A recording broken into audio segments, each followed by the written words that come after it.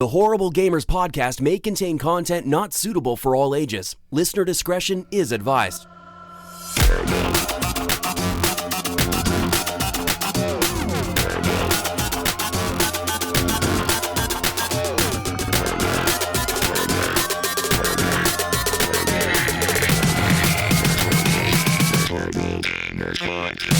Welcome, ladies and gentlemen, to Horrible Gamers Podcast, show number 308. Be recorded on May the 23rd, 2020. I am one of your hosts, Jesus Gonzalez, and Jesus walks out today. I'm joined by my friend from Little Ohio, eating all the corn on the cob, riding horses around.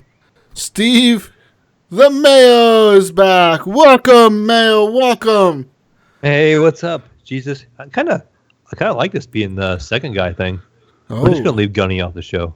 We're just gonna forget about that guy. We're just gonna keep our guest. Gunny can go out, setting fires in San Francisco or something. I don't know what he's doing, but he's doing something out there in California. Anyways, also from Jersey Shore, from Zombie Cast and something else. Normii! Welcome back, Normii. Welcome. Hey, everybody. Hi. Welcome. Thank you for joining us once again. Yeah, I love being here. I love being a part of your family. Thank you for having me on. Thank you, Normii. Anyways, Gunny couldn't make it today, ladies and gentlemen, but you can follow us on Twitter @_HorribleGamers. That's _HorribleGamers. That's our @username on Twitter. Leave us a review on iTunes, thumbs up on Stitcher, all that good stuff, Google Podcasts, all that shit. Horrible Gamers Podcast Community is our Facebook group that you can join. It's a closed group, so that means anything you post in the group is not visible to people that are not part of the group. And you can like our page on Facebook as well. Leave a review there if you want to as well. And let's give a quick shout out to our Patreons at patreon.com/HorribleGamers. Like our friend Adam Sunday. Alan Maybe H. Bill Garner II, Brandon Willier, Brian Capessa, Chad, Commandalorian, Evan Tanaka, Henley M, Jesse Kraft, John Jerome, Jonathan Big D Hall, M Polo, McMod, Native Lives Matter, Nipron, Pork Chapu, Robbie Wheat, Robert Noble, Sean Patrick, Steve the Mayo, and Better Hollow. Thank you guys for being patrons. I love all of you. Let's see, who do I love the most? I love John Jerome and the Mayo the most. Woo! That's love you right. Guys the most. Woo! Thank you guys for being patrons. I love all of you. I'm just kidding. I don't love Mayo more than you. I love all of you equally, guys. All of you. Aw, just like a true parent. You're the best. Anyways, welcome. Welcome to the show. Also, you can go to Stitcher Mayo and sign up for a premium account. Use promo code HorribleGamers, all caps, no spaces, to get yourself a free month of Stitcher Premium. That's right. Get yourself a free month of Stitcher Premium. And, Stitcher.com/premium. Use promo code HorribleGamers, all caps, no spaces. And real quick thing, ladies and gentlemen, we have new items available over at Redbubble. Go search for Redbubble. In the search bar inside Redbubble, you can search for Horrible Gamers, find our store page. In our store page, you can see new items that are available for sale, such as a mask. We got a new mask. The shower curtain has been updated. It looks way better now. I did something with the sizing of the logo, because each thing has it needs to be a unique size for each different item. I found out, so I actually sat there the other day, and I did it for a lot of different things. Try to resize it for a lot of different things to make it look better. And for example, like the shower curtain now looks better. There's a few other things that I did that look better. I forget what else it was. I think like the cell phone case looks better now. Nice. A few other things. The shirts, I did a few different things with the shirts. See, the shirts are kind of weird because some of them are like the little muscle shirts. Like they're so it's kind of weird the logo tank tops. Location. Yeah, the tank tops. Yeah, so it's kind of weird the logo location. So I was trying to fuck with those a little bit. They were kind of weird. There was dresses that were available that I could enable, but the logo looks weird on the dress because it was trying to cover like the whole dress with the logo, and I was like, that doesn't look right. So I disabled the dress. And there's a mask now available. You can buy mask. Yes, so, you know, that. That's a cool The one. socks. The socks. I am definitely ordering a pair of HGP socks. Nice. Yeah. Hey, do they have toilet paper? No toilet paper, Normie. No toilet man. paper. Sounds like a GF&G question. Oh, It would be like trying to get HGP toilet paper. But we got. Can you we got imagine t-shirts. toilet papering somebody's house with HGP toilet paper? That would be some premium ass. That would toilet look paper. really pretty. Yeah, it would. But yeah, like the cell phone cases look good. The iPad skins look pretty cool. Like the bed cover, we got it like a throw blanket you can put on your bed. That looks like the whole logo. That looks pretty dope now too. The shower curtain, like I said, it looks pretty cool. Like it's like the whole logo on the shower curtain. There's a duvet covered. A mug, you get yourself a mug, Mayo. The travel mug looks pretty cool too. The pillows, the coasters are pretty badass. I'm gonna give me a set of coasters myself, actually. There's greeting cards, postcards, journals, whatever the fuck you guys want. Water bottles, socks, bags. Water bottles are good. Yeah, get yourself a water bottle. There's even frame prints of the logo. Those are expensive, though. Those are like the most expensive thing on here, I think. Those are like $50-$60 a piece. Oh, wow. I might have to get one, though, because I have my gamer tag on my wall, actually. And a lot of people don't know that, but I have Mayo spelled across the wall above my computer. Nice. And I think maybe I need like an HGP logo or something up there now. That would look really cool. Yeah, it would look pretty cool, actually, yeah. But you know what I'm going to do? I'm gonna get Jonathan Hall to draw me one. Hand-drawn. Okay, Jonathan. Hey, You've Jonathan. been summoned to do that. Jonathan, you've not been called upon. I'm just going to employ my daughter. I'm going to have her come out here and draw some You pictures. should. She's really good at. She's a really good artist. I'm not gonna lie. She could probably do it all like in an hour. Yeah. She's like, that was easy, Dad. Give me something harder to draw next time. Right? Anyways, ladies and gentlemen, you can head on over and buy some stuff over at Redbubble. Just search Horrible Gamers in the search bar. And a quick shout out to Fowler and Twistus for the intro song to the podcast called Breakout. And the outro song done by Broke for Free, Night Owl. Also, thank you to Ricky for his music that we've been using on the show here and there, as well as MechMod. Thank you guys both for lending your music to the podcast, and we use it here and there in the outros, if you've noticed, if you listen. Anyways, let's get to talking about video games, because that's what we're here to talk about, Mayo. Video games. Yes. Is that what we're here for? I gotta go now. Just kidding. Yeah. Normie only has an addiction. She doesn't have a video game. She just has an I have an addiction. Serious addiction. So guys and girls, I played some new games this week. So one of the games that I want to talk about is a very unique game. This game came out. I don't even think it's out yet. I think it's early access, maybe. Anyways, this game is called This Land Is My Land, and it's available only on Steam. It's a PC. I want to say MMO kind of. It's like a big open world game, pretty much. So have you guys seen the show Westworld? Yes. No. Season 1 at least. Or the movie, Mayo? Have you ever seen the movie, Mayo? No. Come on, I don't Boomer. watch much I don't watch Boomer, much TV. this is like your age range movie right here, from like the 70s or No, something. I think we just got this. It's called old people. Yeah. You'll have that, Anyways, I guess, but yeah, I don't. Westworld, I don't really watch much TV, Westworld, Mayo. Let me Westworld's tell you. Okay, very do you know good. what Westworld is, Mayo? Do you know what Westworld is? Vaguely. Okay, so let me tell you the premise of Westworld. Westworld is a world where you can go as a human, right? You go to this park, and it's the Wild West in this park, and it's a theme park, and all the people, there's people in the park that are real people like you, but you're there and you're role playing. It's kind of like a video game. You go there to role play, and when you sign up to go to this world, Westworld, you tell the package, whoever's selling you the package, where do you want to be? So you can be like, I want to be an outlaw, or I want to be a lawman, or I want to be a fucking whatever.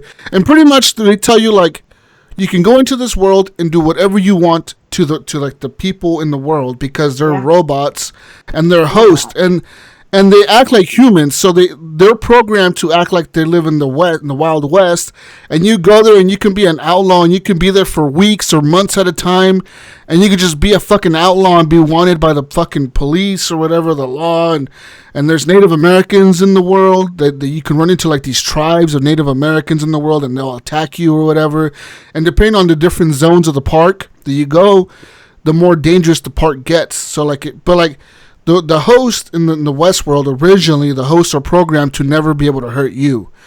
Like, they can shoot at you, but when they're shooting at you, they're shooting blanks. But when you shoot at them, it looks like real bullets are hitting them. Like there'll be bullet holes inside of them, and there'll be like blood coming out and all kinds of crazy shit. Pretty much you could do whatever you want to the host. You can hurt them, kill them, whatever. Like anything you want to do to them, you could do to them. You have sex with them, whatever. But they cannot hurt you. That's the whole premise of Westworld. Anyways, this game kind of reminds me of that. But this game is based in the Wild West. But what was different about this game from, like, let's say Red Dead or something like that, is that in this game you actually play as a Native American. And it's called This Land Is My Land. So pretty much the premise of the story here is that you're a Native American, and the fucking, I don't know who, Americans, I guess, they're coming to the West, and they're settling on your land. You know, they're invading your land, and they're settling, they're making cities and towns. And it's a kind of like stealth survival game. You're trying to, like, fight off these cowboys and shit, and you're trying to kill them because, you know, they're capturing your people, your tribe people. And pretty much you're trying to build up a tribe in your village, and you're trying to make your army like you're trying to grow like a village and create like a bunch of warriors with you to fight off these fucking cowboys or whatever the fuck, right? So I played a little bit of this game. It's $40 on Steam, and it has a bunch of reviews. Game. I'm just looking at the pictures of it, and it is really good looking, even for like I swear to God, I think it's early access, but I'm not 100% sure. It is. Okay, so yeah. Anyways, this game, being early access, it runs pretty good. Like, I would say it runs way better than PUBG ever fucking did, even at launch. But this game, you know, it runs pretty good. Like, I cannot max it out. I'm not gonna lie. Even with an RTX 2080 Super, you cannot max this game out at 1440p. Like, it goes down to like 40 frames maybe. So, like, really? You can obviously tell, like, they're having, I think, but I don't think the game is optimized yet, you know what I mean? So, like, I'm thinking that's the issue, that maybe they have to do a little bit more optimization to get it to run better. So I had to dumb down some of the settings, but playing it was pretty cool, man. Like, you start off, and the game gives you a choice, like, okay, you can create your character, so you create your guy, what he looks like or whatever, and then it tells you, like, okay, where do you want to start? Do you want to start on the frontier? And the frontier is, like, that's like the edge of the map, or like the edge of the world, it says, and that's like the easy starting area. That's where you can start off, and like you'll have a village that's kind of sit in the outskirts, and you might see some cowboys around there, but not so many of them, and it gives you a chance to learn the game a little bit easier and not have to fight so fucking much. And there's like another one called like something else, and it's a little bit closer to the middle of the map, and this area is a little bit more combat, you know, like you're gonna see a lot more cowboys in this area, but maybe not as much as you would see in the most hard area. So then the hardest area is like the civilized area. It's like this area where like there's cities and there's towns, and the cowboys all live around there, and there's like, you know, like military patrols and shit, and then they're gonna be looking for you and all kinds of stuff, you know. So like that's the hardest area to start in. So I started off in like the easy area. And you start off with like a group of villagers that are in your camp. You have like a little teepee thing, and you have like a little fucking camp. You have a couple horses, and this game is just like any other survival game. If you ever played like Conan, Exiles, or any other of these games, man, where you have to scavenge and literally like start from like nothing. Like you start looking for rocks and like sticks, and like, right, I'm gonna craft, turns into weapons. I'm gonna craft some fucking arrows or whatever. I need some arrows for my bow, and then you gotta craft a bow or whatever. And then, you know, and then you go and like it tells you go find your friend or whatever. You sent him out like a few hours ago or a few days ago. You sent him scouting. You need to go find him. So then you go looking for this dude I went looking for this dude on my horse. and I found out that he was hung. He was killed by the cowboys. Like they hung him and killed him, and like there's like his neck was cut open and his fucking guts were hanging out. And, like, I found a bunch of like shit near him, like tobacco and whiskey bottles and shit, and I took all that back to camp. And then pretty much it tells you like, okay, now you have to get revenge on this gang of outlaws. It's like this this gang of cowboys that are in that area, and your job was to go get revenge on them. And I didn't get much further than that. Like I said, this game is the type of game that demands your attention. It demands your time. So if you're looking for something like this, like a cool looking experience that it's from a different perspective, I guess. You know, you're not a cowboy. You're a Native American that's being invaded by these fucking cowboys, and you're trying to defend your fucking land. And these guys have guns and shit, and you have a fucking bow. You know, I'm assuming later on you could probably pick up guns or something and learn how to use them or something like that.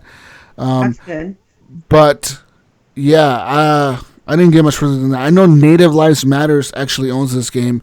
I wasn't surprised to see that he owns it. You know, he is Native American, so I figured he probably would own it.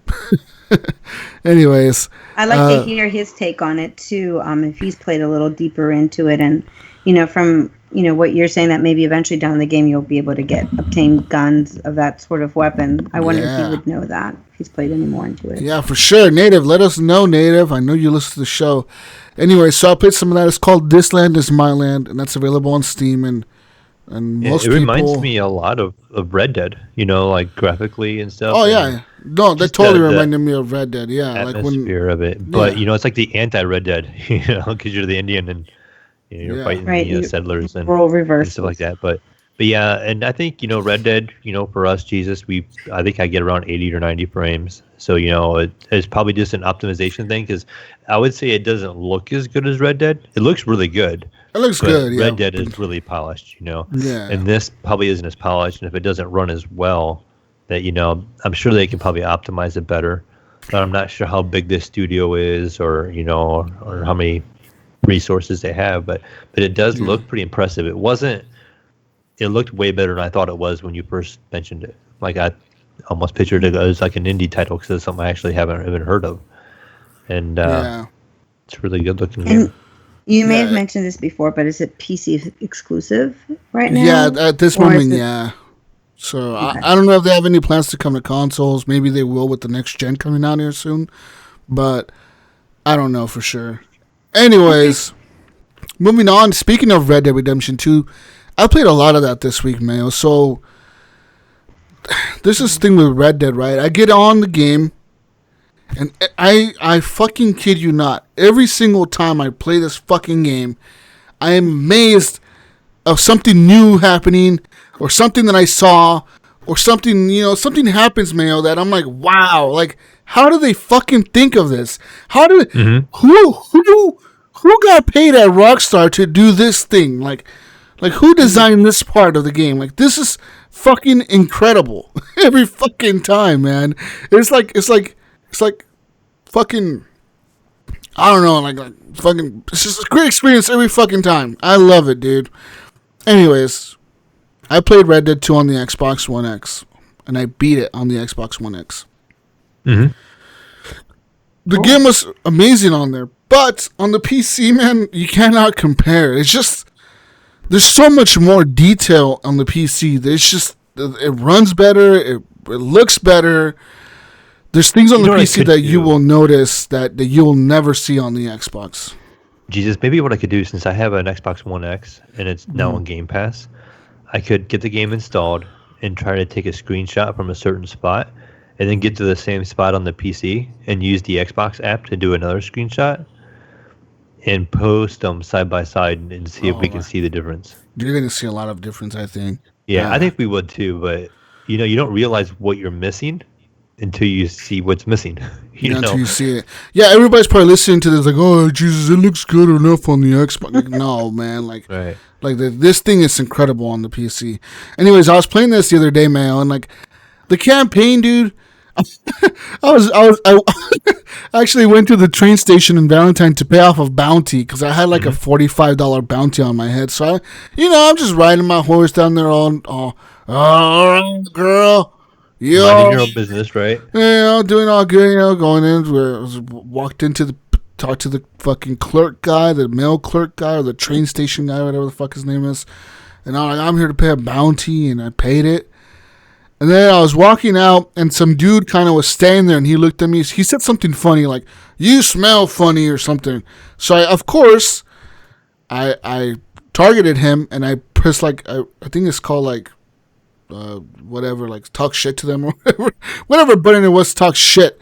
And I like, "You suck," or something like that. And he's like, "What you say to me?" So like, no. I stood there. I just stood there, right? I stood there, and he like started looking. He's like, "You better walk away right now, boy." And then I just stood there, and he like swung at me first. Like he like threw a punch at me, right? So I thought to myself, "Oh fuck, I'm inside a train station. This dude just punched me. If I punch him back, they're gonna call the cops." But I punched him back, and to my surprise, I didn't know this. But if you let somebody initiate a fight with you, the people don't call the cops. Like you can fight back and beat the shit out of the dude, and the people do not call the cops because they're like, "Oh, that dude deserved it. He fucking picked a fight with you." Now they will call the cops if you decide to loot the body afterwards, after you knock him out or whatever, or if you try to kill him or like pull out a knife and stab him or something. They will call the cops then, but other than that, the people let you fight. Like it's like a movie, man. Just watching Arthur Morgan fight this dude in like in the train station was like a movie, man. Like, and it's so cinematic the way they make it. Like the camera turns to the side and you see the two guys standing there, and you're pressing the dodge button and the block button, and like I'm throwing a punch and the dude blocks it, and then he hits me back and I cannot block it, and then he fucks me up a little bit, and then I fuck him up a little bit. It's like a movie, man. I don't know how Rockstar did this, but it's incredible, man. I fall in love with this shit every fucking time. Every fucking time. Like it's fucking nuts.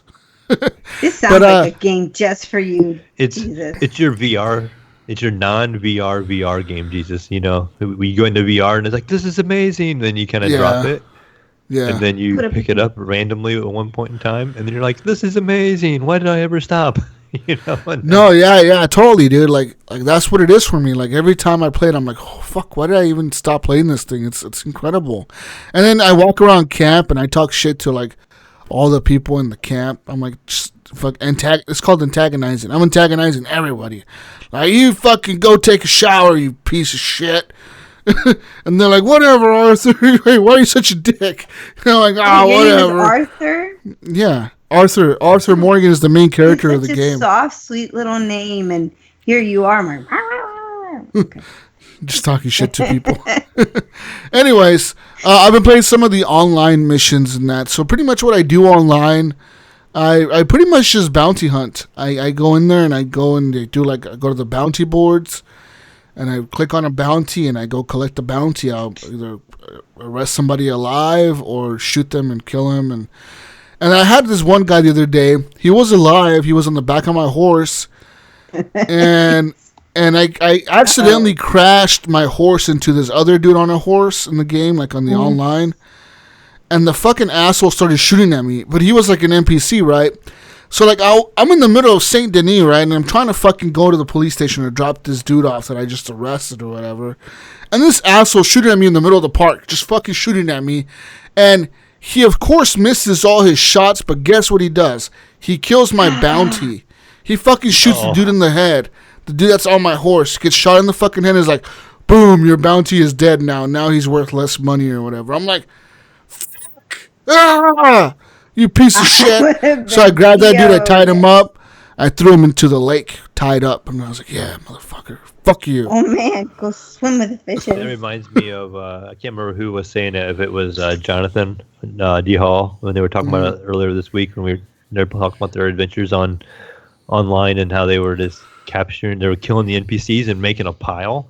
I think it was actually Alan, and he kept saying they were making the pile bigger and bigger, and he kind of put the pile in the middle of town so everybody could see it. They just kept killing people and piling them up. He said they started drowning them in the river, and he said they just kind of started disappearing after a while. And so he decided to just put him in town and let everybody see him. That's funny. Yeah, I wouldn't. So anyways, besides Red Dead, so like I've been playing a lot of Red Dead online, trying to like level up a little bit here and there.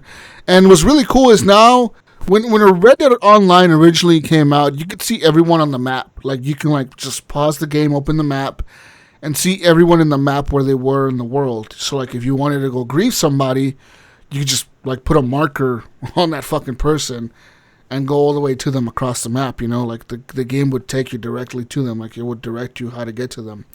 Nowadays, you cannot see anybody on the map unless they're in your posse. There is players on the map though, so like say you're roaming through the town and you get close enough to somebody in the same town that you're in, all of a sudden like a little blue dot will appear on your mini map. So like it'll show like, hey, there's a player nearby here. So you keep going towards that circle or that blue dot on your screen. They call them the blueberries.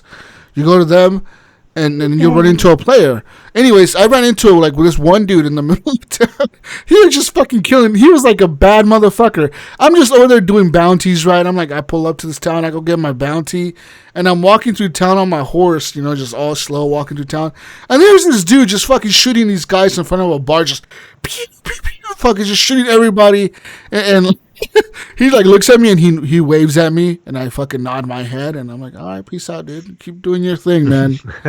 Keep doing your thing. Shooting away. Then he stops and waves. Yeah, he like literally stops and like he waves all excited, you know, because it's one of the emotes or whatever. He's like waving all excited at me, and then even said on the screen like, this player waves at Jesus Walks a lot, and I'm like, I nod my head back, and I'm like, whatever, dude, keep shooting people. I'm not here to fuck with you. And then he just continues shooting people. Carry on, as I'm leaving town, you just hear the gunshots behind me. Oh my god! It's pretty amazing. But yeah, Red Dead Redemption 2. I need players to play with me on the PC, man. Like I really need a posse. There's a mission I got to do that's coming. That the mission is called Bring a Posse, and I cannot get a posse together because when you go to that mission, it goes to matchmaking, but no one accepts it. So like if no one in the lobby accepts the matchmaking, the game just kicks you out. It says like we couldn't find a suitable lobby or couldn't find enough players. Press cancel. How many do you need? You know, I think you need 4, including yourself. So you need 3 more. I think that's enough. Okay. I think I know 1, 2 other people on PC, and I'll try to coordinate something. Yeah, we need to get together and fucking fuck some shit up. It's called the mission's called Being a Posse because you have to go get this guy who has like a gang or whatever, and he's like in some fucking hideout or something. You gotta go arrest him or some shit for the fucking police. It's one of the story missions because you know there's a story for the single player like the Red Dead Redemption 2. There's a story for that, like you're Arthur Morgan.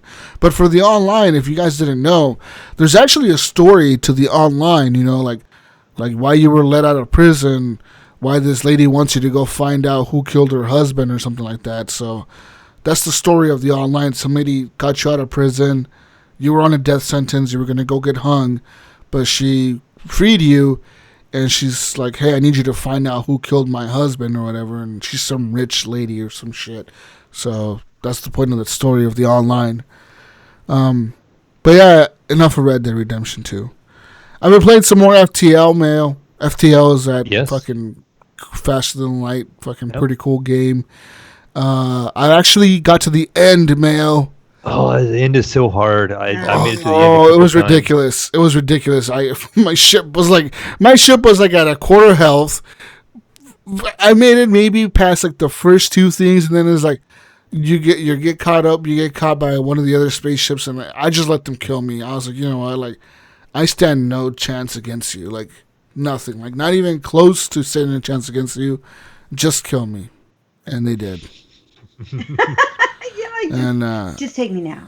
That's it. And I know the ending. You just know sometimes, though, in that game, that game is so hard. Yeah, it's coming. Like you just know you have a certain weakness, and you see that ship, it disappears. That RNG just kind of hits you, and you're like, "No, this is the last thing I want to see."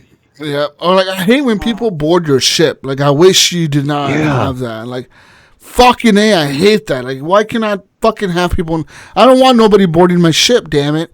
So like I upgraded the doors and I or like computer players that board computer. your ship. It's like the other people on the other ship. But I figured out something, Mel. You upgrade the doors, and they have a harder time getting to the doors. Yes. So, like, I didn't know that. It's been a long time for me, but you can also, I think it's the Mantis people.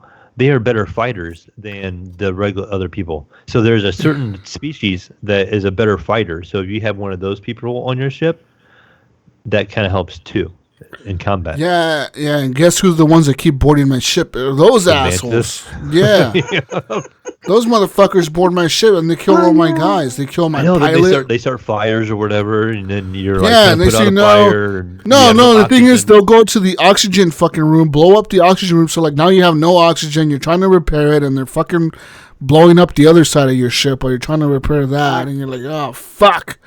Next thing you know, everybody's dead except for your captain. He manages to live, and you're trying to get through the game with just one person on your ship. Yep.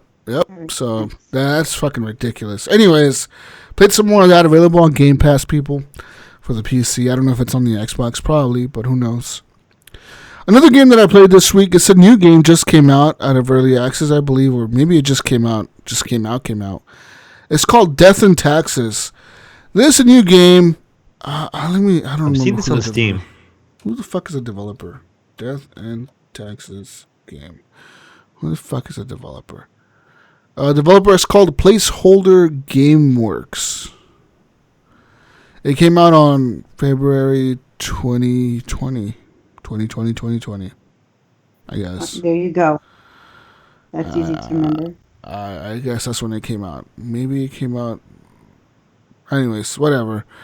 This game, pretty much what you are, Mayo, you are Death. And you started the game off where you're Death. And I don't know, have you ever played Papers, Please, or whatever? That game where no, but I remember you playing it. I remember you talking about it. Yeah, so this game reminds me a lot of Papers, Please. Papers, Please is a game where you're a Border Patrol agent, and your job is to, like, screen people as they're coming through your border, and you deny them or let them into your country, and you got to check their passports. You got to make sure the paperwork's all correct to get into your country or whatever. And then there's wanted criminals. There's wanted posters you got to look at to make sure they're not the wanted person. All kinds of shit.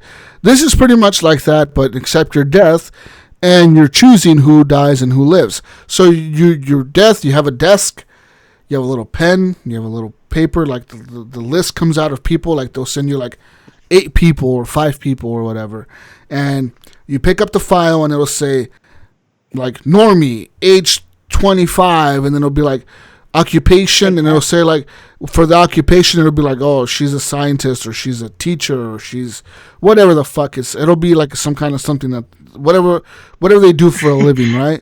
And then it'll give you a brief description. She's 25, I'm okay. She could do whatever she wants.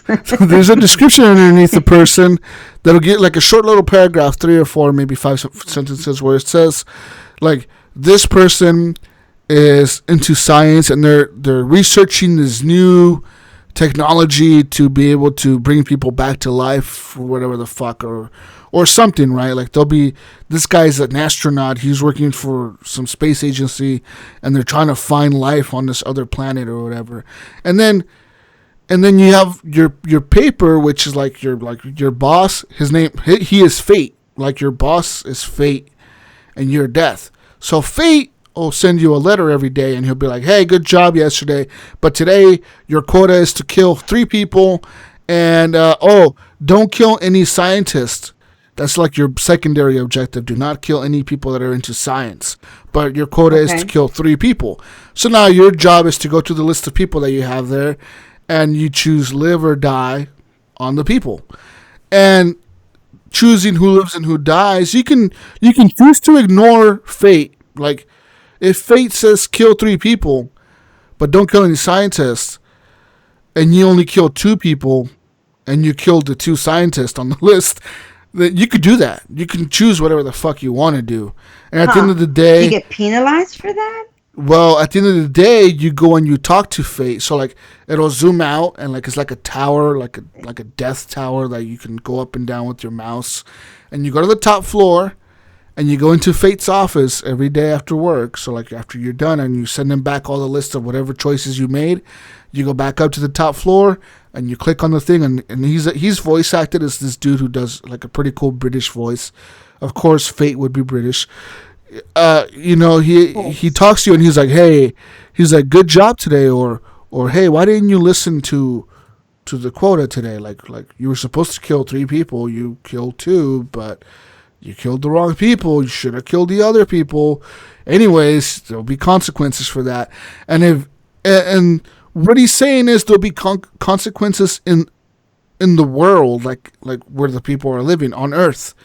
There might not be consequences for you because you're death. All you do is kill people, But there's consequences on Earth. What happens on Earth based on who you kill and who you let live, and also, for example, for you, the consequence for you, Normie, if you choose to not follow Fate's orders, is he doesn't pay you. He doesn't give you anything. So gotcha. If you meet the quota, minimum is meeting the quota. How many people have to die? That's the minimum. If you meet the quota, he pays you so much money. If you meet the quota and the bonus objective, which is like don't kill any scientists or kill only teachers, if you meet the secondary objective, he gives you like a little bit extra. And what you do with these coins, you can buy like upgrades for your room, your character. You can dress them up differently, make them look different, and you can also buy like these erasers. And like these are like one use like erasers. Like these erasers obviously erase the stamp. Like say you killed somebody and all of a sudden you realize, oh fuck, I wasn't supposed to kill this person. You can use this eraser that costs you like a lot of points to erase that decision and then let them live or whatever. And it was pretty cool. Fun. Yeah, this game is pretty cool actually. So it's only like $12 or $13 on Steam. But so what's really cool about the game is I think there's multiple endings to it. And like I said, there's different decisions that are happening, or there's different outcomes happening based on your decisions. You know what I mean? So every day when you kill somebody on your phone, because your phone is on your desk, you can click on your phone, it'll vibrate or whatever, and it'll be like a Twitter feed, and it'll be like scientist dies from a fucking heart attack. No one was expecting it. He was so young, or like this is a cool game. Or like it'll be like this person. Like it'll be like a scientist you didn't kill. It'll be like discovers life on Mars.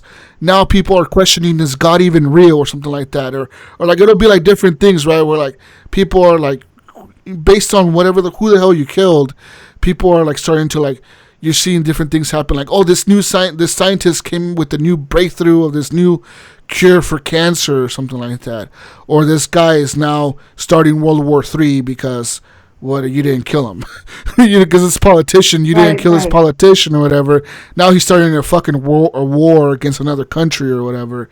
So like, there's different outcomes based on who you kill and who you let live, and it's just a fucking pretty cool game. It's kind of weird being death because you're choosing who lives and who dies, and the game will kind of question you. It'll be like, how do you feel about that? And you can put like, I feel great. Like, let me kill more people, or it'll be like, no, I don't feel really good. Like it lets you pick different.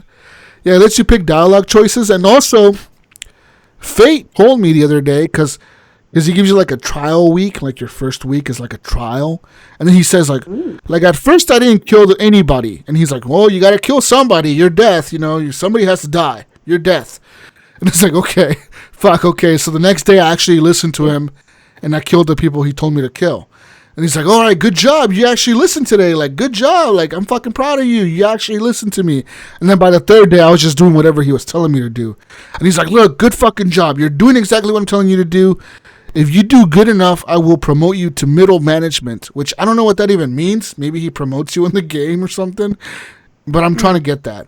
So, I don't know if this game is long. I don't know if it's too short. Some people, like I was reading some of the reviews, some people say it's really short.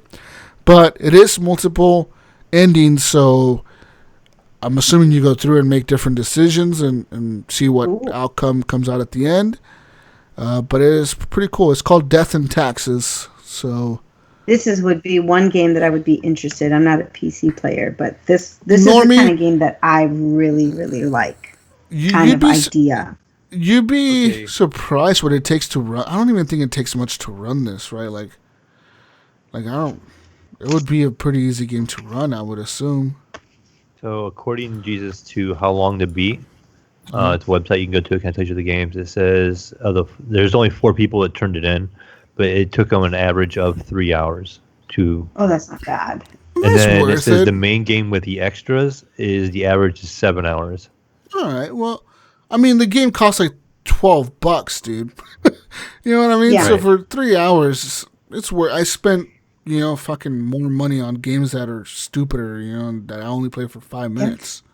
Yeah, right. And if you want the game of like playing a game to have the satisfaction of finishing it quick and move on to something else, that's also a really good way to do it. Yeah. Well, it's nice too if it gives you those multiple endings and stuff. A game that reminds me of in that concept is like Stanley Parable.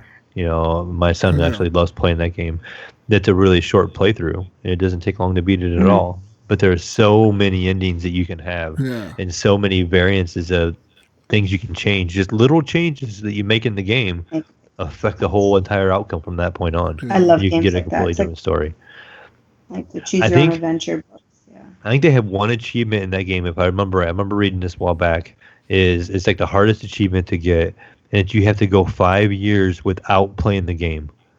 I remember like only like 0.1% of people got it because it was a legit achievement. Like when the game came out, some people just bought it and they just left it there installed, and then when the day came, like 5 years later, sure enough, the thing popped up and it said, "Congratulations, you got this achievement." Congratulations.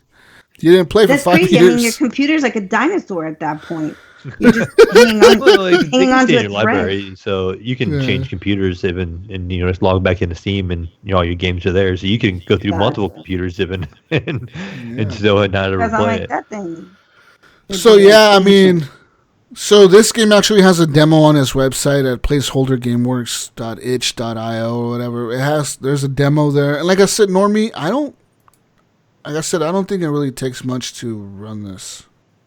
Okay, I might have to get rid of my Sims because that thing just like about killed my computer. So I can't add anything else. So I have to get rid of the Sims then. Get rid of the Sims. Yeah, I'm looking at didn't EA have was getting them for requirements. free. I have to take advantage. Yeah, look on the system requirements. All you need is integrated graphics, and all you need is 2 gigs of space and an i3 or anything higher than an i3. That's really it.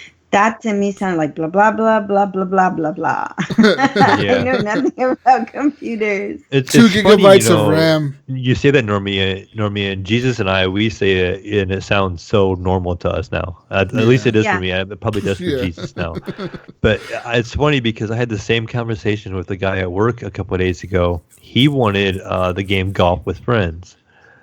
And so he actually... I walked him through how to get it on Steam. He said he tried to search it, and he ended up getting, like, I don't know. He was telling me he ended up with some porn site and everything else. He was trying to search the game. He's like, I am so bad on computers. Like, wow. And so I told him to just get it on Steam, and da-da-da-da-da. So I actually bought it for him and then sent it to him on Steam, just do an email. And so it had him install Steam on his little laptop, And... the next day he come back, he's like, yeah, I got it redeemed, but the game is so buggy and it plays so bad and this and this and this. And I'm like, I remember playing fine, and not being an issue.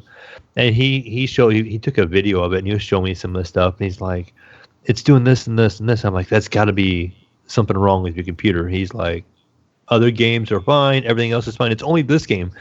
And it had like wavy lines going through it and it wasn't working right.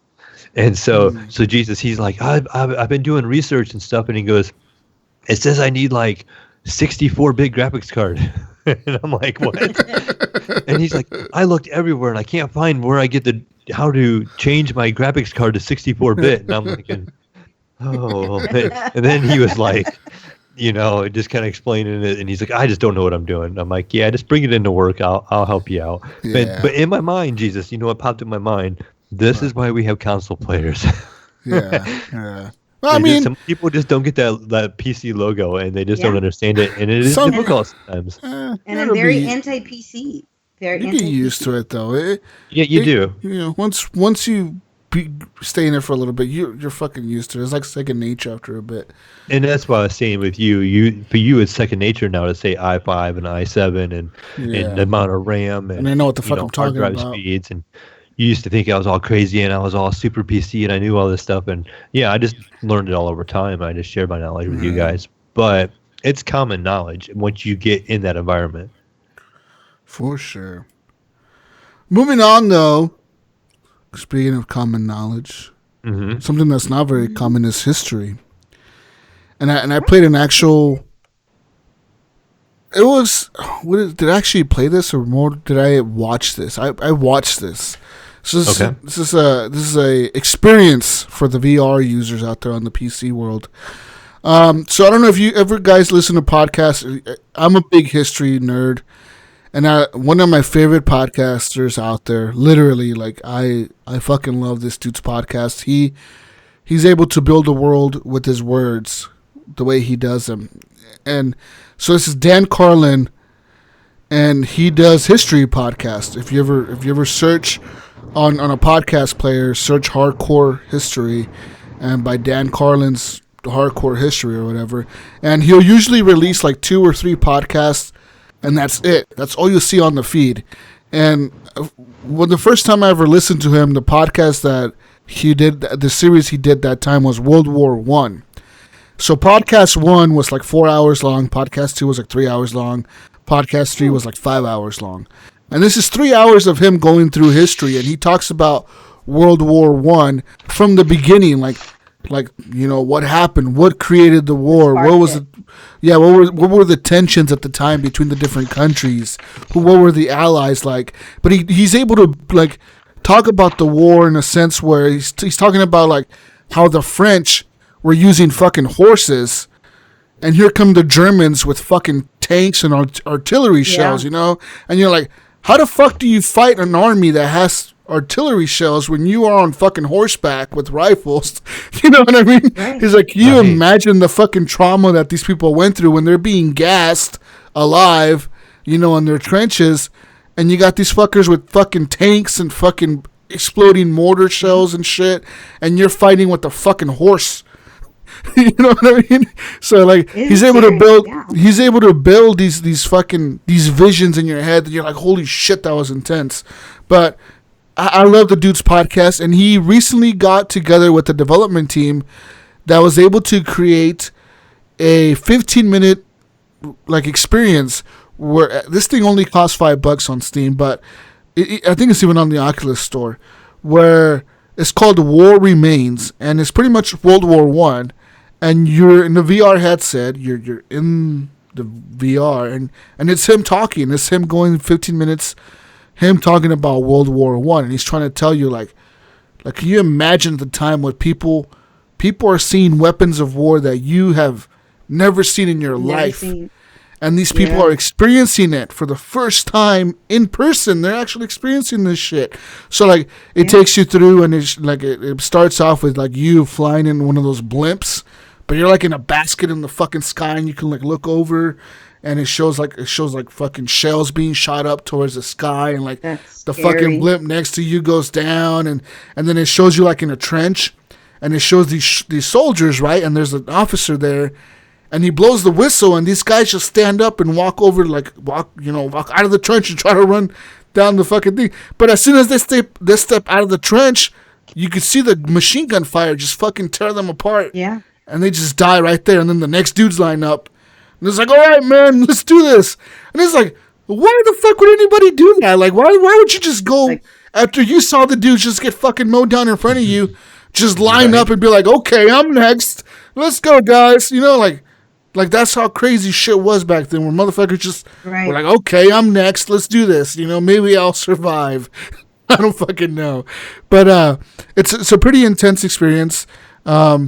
The graphics, they could be a little bit better, but just for the experience of like listening to this dude talk, listening to Dan Carlin talk about World War I, and he's trying to immerse you, he's trying to tell you like, look, you imagine, like for example, you're in this little tiny room in one of the scenes, and there's mortar shells going off outside. And it's constant like boom, boom, boom, and the room is fucking shaking, and the doors are shaking, and there's this guy in front of you, and he's fucking crying for his mother, and like just fucking mortars constantly exploding. He's like, you're only gonna be in here for a couple minutes. He's like, but imagine being in this room for a month straight with that happening all day long. He's like, can you imagine how fucked up. And he's like, and these guys had to go back home and live their life like nothing happened. Like hey, I'm normal. Like it's cool. Like oh, yeah, I came back from the war. I'm a hero. Like he's like, can you imagine the fucking psychological effects this fucking had on people? And I was sitting there thinking like, fuck, he's right. Like I wouldn't be able to do it. I'd run out and fucking die. You know what I mean? Because you'd go crazy sitting in a room with just fucking constantly hearing explosions go off around you for a fucking week straight. Like fuck. And he's like, and that's what people went through back then. And it's a pretty crazy experience. If you're into history and you want to see some intense shit and just kind of be taken into World War I kind of and see what the soldiers went through back then kind of, Right. I highly recommend this for $5. It's a great little history fucking lesson. It's a great demo for anyone to watch because you don't do nothing. You're just watching. You're listening to Darren Carlin speak. And he's telling you like these people, and he's telling you quotes of like what some soldiers said they went through when they came back from the war. Like, hey, there's this guy, whatever, he says this guy's name, and he's like soldier from the British front, and he said this, and he'll like read his quote, and you're like sitting there thinking like, fuck, that's crazy shit, Like I can't imagine like that guy fucking lived through this shit. Yeah, it's pretty intense. Yeah. But yeah, it's a great experience, man. If you want to check it out, it's called War Remains by Dan Carlin. Yeah, I'll check it out. $5, not expensive at all. But last thing that I played on the VR, Mayo, the VR world. So once I had the headset on, I went to the store. Okay. And did you go to the Steam store or did you go to the Oculus store? Steam. Okay. Oculus is having a sale right now, by the way. Is their anniversary sale for the first year of the Oculus tour, something like that. I think a bunch of shit's on sale on there, but check out the video of Robo Recall. It's in my library. Yeah, I saw that yesterday. Yeah, it was on sale. I was gonna get it yesterday. I really like that game. That's the trailer was funny. Game. The trailer was funny. It was like, oh, like it's showing like this robot. All of a sudden, it's like, fuck, like it shows them like going crazy, and it's a pretty cool trailer. But Mayo. I played this game called VTOL, like the plane, VTOL something simulator or something like that. But Mayo, okay, so I've played DCS World, and that's the other flight simulator on the PC on Steam. That's huge, right? The DCS whatever World or whatever. You can buy like $1,000 worth of DLC for it. Like there's every plane in the world. The world is in the fucking game. And the competition, I guess, to that one would be Microsoft's newest flight simulator coming out this year. That would be their main competition to that. But VTOL Warfighter or Flying Experience or whatever the fuck simulator, I don't know what the fuck it's called. VTOL something. VR, I think. This shit is nuts, Mayo. Like, I played that DCS World in VR, and that looked prettier. But this game is better. This game, they got it figured out. Like I was flying a fucking Harrier jet, dude. Like a legit fucking flying that thing. Like it goes from the beginning. Like they have a cool tutorial where like it teaches you everything about the plane. Like it starts off with like, okay, this is how you turn the plane on. So like it tells you like you're sitting in a seat, all right, and you got your little controllers, and the cockpit is all around you, like you're in the fucking plane or whatever. And all the buttons inside the cockpit are like toggleable. Like you can touch anything and turn it on or turn it off or whatever. So like it tells you, like it takes you to the sequence of like how to start a jet. So you turn on the power, you turn on the first engine, second engine, you shut off this, shut off that. And then like the next tutorial is like, okay, now we're going to teach you how to taxi, like how to drive the plane forward onto the runway or whatever, or like how to like drive it on the fucking runway. And it teaches you that. Then it teaches you how to take off, how to land. And then it teaches you about the weapon system. So, like, now you can turn on the little turret and you turn on the little camera for the turret underneath the fucking nose of the plane. Or you can, like, how to shoot missiles and all this shit, how to dogfight. And the game is pretty realistic, Mayo. So, like, if you take a turn too fast, like, you say you're flying right straight and you want to turn left, and you pull back on the stick, right, to, like, turn left really quick or whatever, the screen will go black because you're putting too much G-forces on the pilot. Your screen will start like fading out, and they'll be like, "Hey, you need to fucking chill the fuck out on that throttle there, like, so calm down, don't fucking pull the jet back too far because your guy will pass the fuck out, So like it has all this cool thing, and then like if the sun's in your eyes, like say the sun, you're flying in the sky and the glares blinding you, you can like press a little button and the little visor comes down on your fucking helmet. And then you can press it and open it up. You can do all kinds. You can even eject out of the plane. Like, say the plane is going down because you were shot out of the sky or something. You can eject, and like the guy goes flying to the fucking cockpit. I ejected when I was on the runway. I was like, I wonder if this will actually do it. And I pulled it. The fucking guy went flying in the fucking air. And what's really cool is there's an actual campaign to this in the game. So like they made a campaign for it in the game itself. But it has Steam Workshop support. So in the Steam Workshop, I was able to download like this campaign that's like huge. Like it's like a whole story. Like there's missions and shit. Like you have to go and rescue these fucking soldiers, and fucking they're calling in airstrikes, and you're the person doing the airstrikes, and you're coming in doing gun runs and shit, and you gotta fly underneath the radar and all kinds of cool shit. And this is all early access. It's an early access game. The game could look prettier, I would say. I'm not gonna lie. The graphics could be leaving something to be desired, but everything about the cockpit is fucking cool, man. Like Microsoft Flight Simulator needs to be this. Like, fuck buying a stupid HOTAS and having the stupid fucking thing on your desk and all these fucking $500 fucking pedals and shit. Fuck all that. All you need is your controllers and your fucking Oculus controllers or your fucking your VR or index controllers or whatever, and use your fucking hands to press the buttons and toggle shit. It works, dude. It works, and it's incredible, man. Because they have the VTOL, the vertical fucking takeoff, whatever Harrier bullshit jet, and then they have an actual like an F-16 or an F-18 fighter, like an actual like jet, and they have some other kind of plane. I think it's maybe it's an Apache helicopter. That's some other fucking planes. So I have 3 different planes you can fly. I've only been flying the Harrier jet, the first one, because I'm learning how to fly it. Like I try to go straight into the campaign, and I had no idea what to do, Mayo. You start off inside a hangar, and it's like, oh, you're ready for takeoff. You're clear for takeoff on runway 115, whatever, heading west. This wind's at 30 knots, east, southeast, or some shit. And I'm like, what the fuck? And it's like, acknowledge, please. And I'm like, oh, what the fuck? And like the plane, everything's off. So I just started pressing all the buttons. I didn't know what to do, and I didn't know shit. So I'm like, okay, I definitely need to go to a tutorial and find out how the fuck to fly this thing. And the tutorial is super, super simple. Like it takes you step by step, like starting the plane up, taxiing it, taking off, landing it. Learn how to shoot the guns, which isn't as easy as it seems. Like, that shit is fucking hard to shoot at a tank when you're flying like 800 miles an hour. You can fucking shoot at a tank on the ground. I crashed like 4 times trying to do that. Oh boy. But it's a fucking cool game, man. It's a pretty cool simulator, a flight simulator. Yeah, it does sound pretty cool. Check it out if you ever wanted to fly a VTOL, man.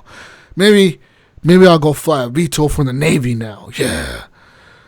I just like to do it for the experience in VR. Like I find myself just getting games that I wouldn't necessarily be like, oh, I want to do this or that. Yeah. I'm just like, oh, that'd be kind of cool in VR. It is fucking cool, dude. The cockpit of an airplane. And just fucking fly around and drop bombs on shit. Like. Yeah, and like you can pick soldiers up, and when you're like doing the missions, you can actually like open the side doors of like the helicopter and like load up soldiers and drop them off in areas and shit and all kinds of cool shit. It's pretty cool, man. Like it's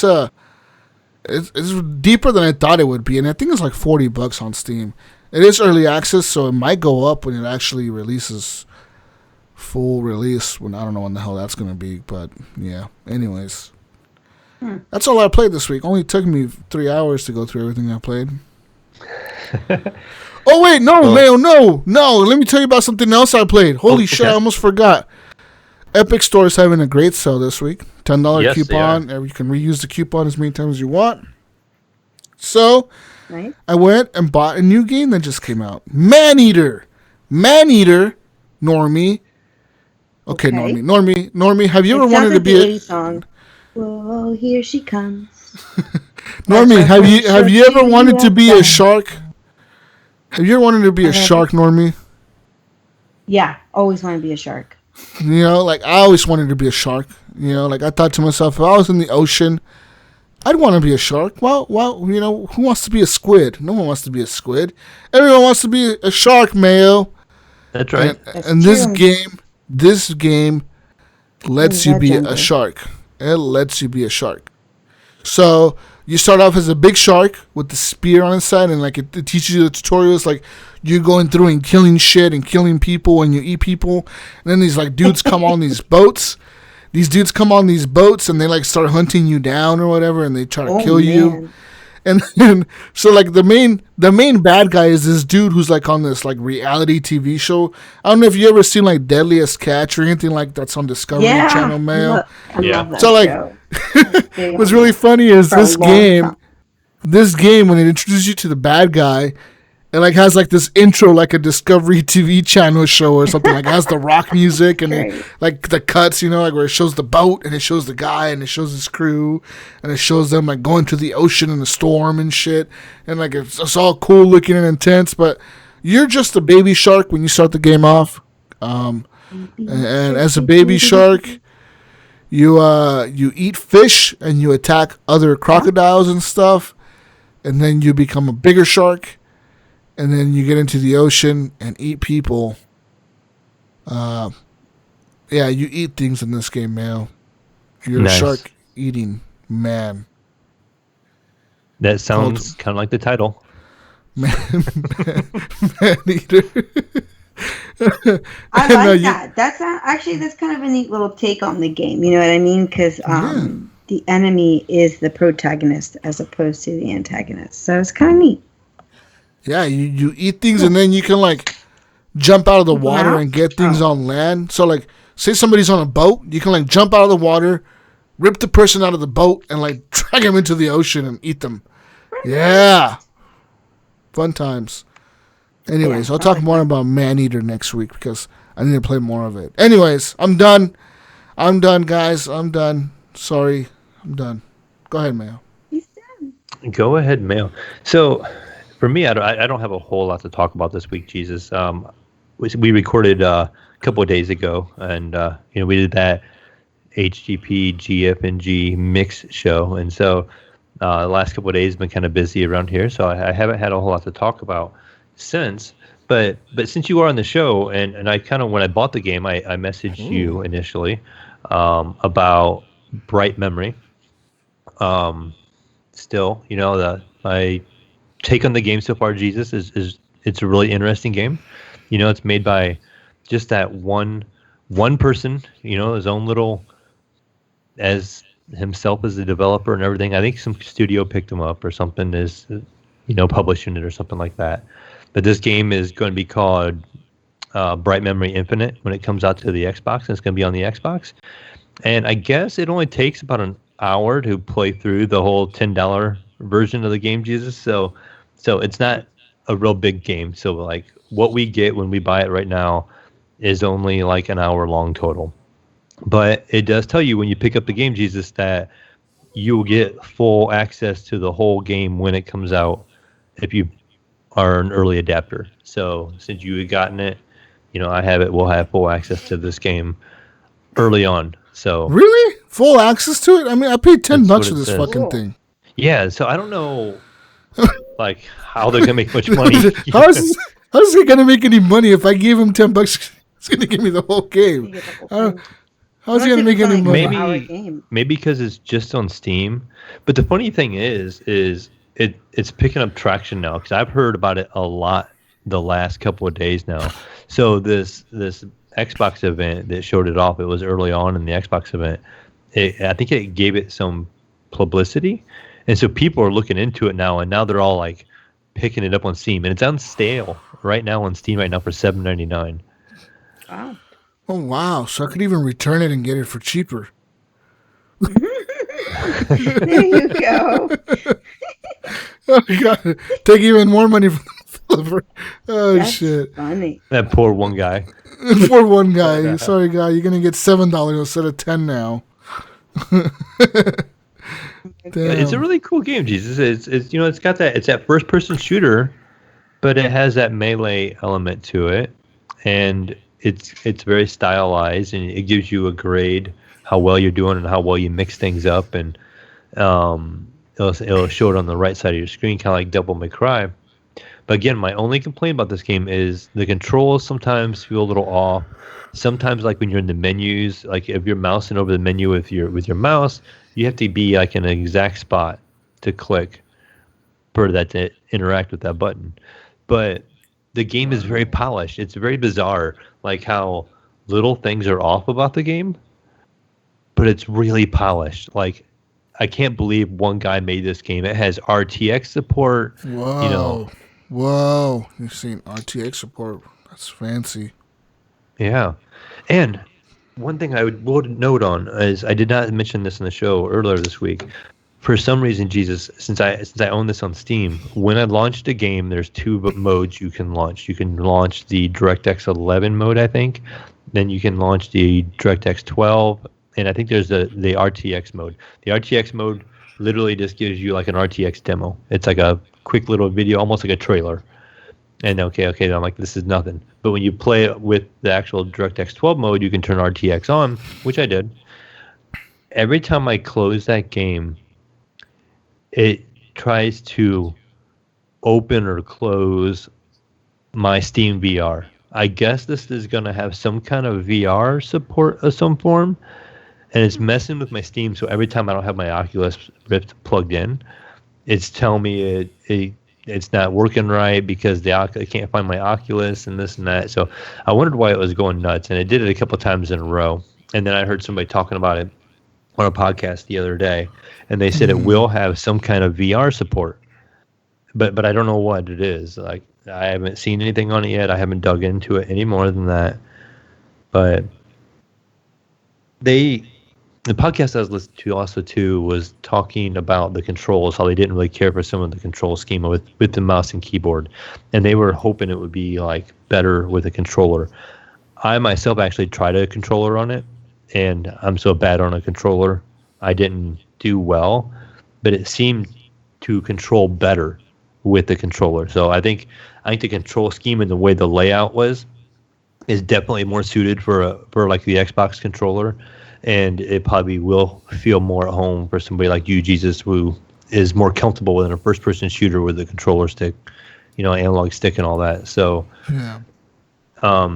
It seems like an interesting game. Like I said, it's really polished, and unfortunately, it's only like an hour long, and we don't know how long this game is going to take to make. Because it's him. Yeah, I mean, like most of the reviews I'm seeing on Steam say this is anywhere between like 40 minutes to an hour and a half long, depending on being a shitty player or a good player.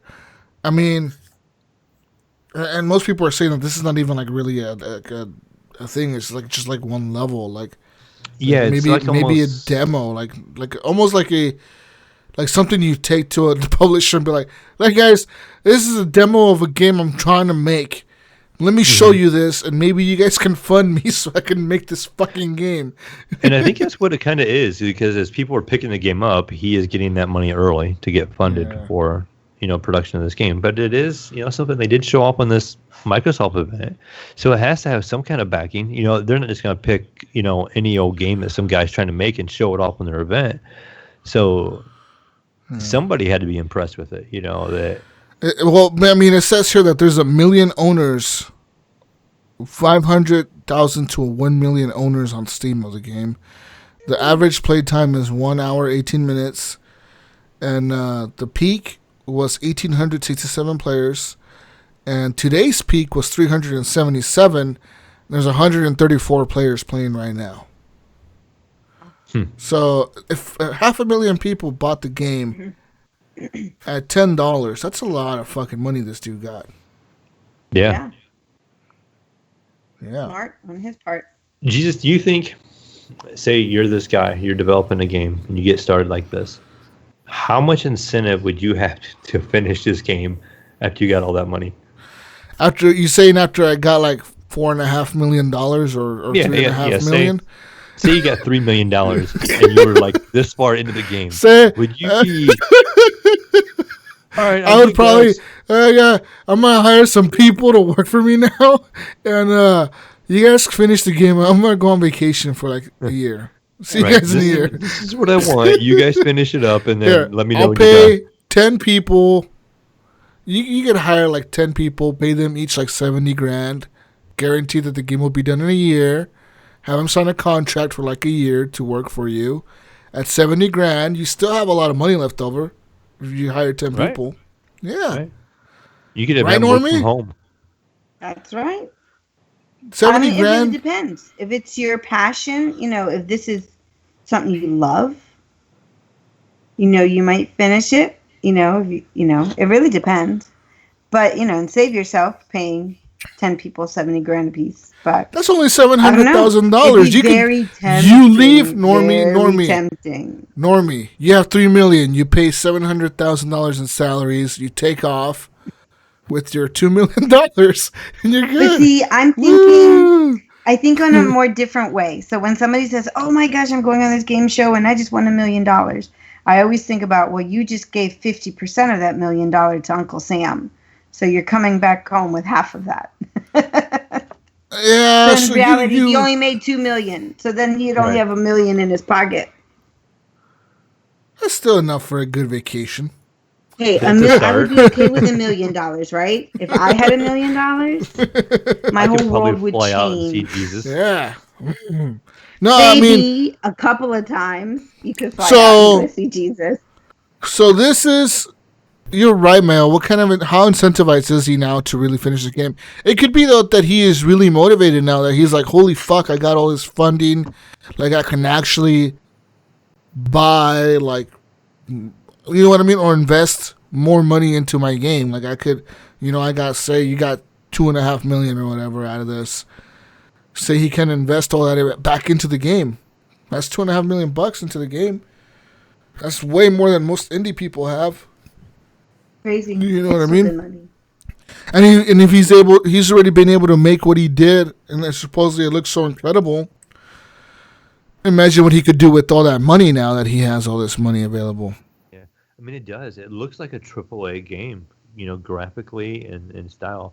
It just, to me, the controls feel just a little off. Like something is not quite right in the controls, but everything else is really polished. And it's such a weird fit. It just kind of is. He took such effort to make this game look so good, and he neglected some little things. And maybe it's just things that he knows he can clean up later. Like he wanted to focus on getting this hard part done, and he could go back and fix this little thing here and there. And so maybe that's the plan. I don't know. But it was the time I put in with it, I enjoyed. It is kind of difficult at times. Like I had a couple times where I died a couple times over and over, and took a minute to figure it out. But it was an enjoyable game.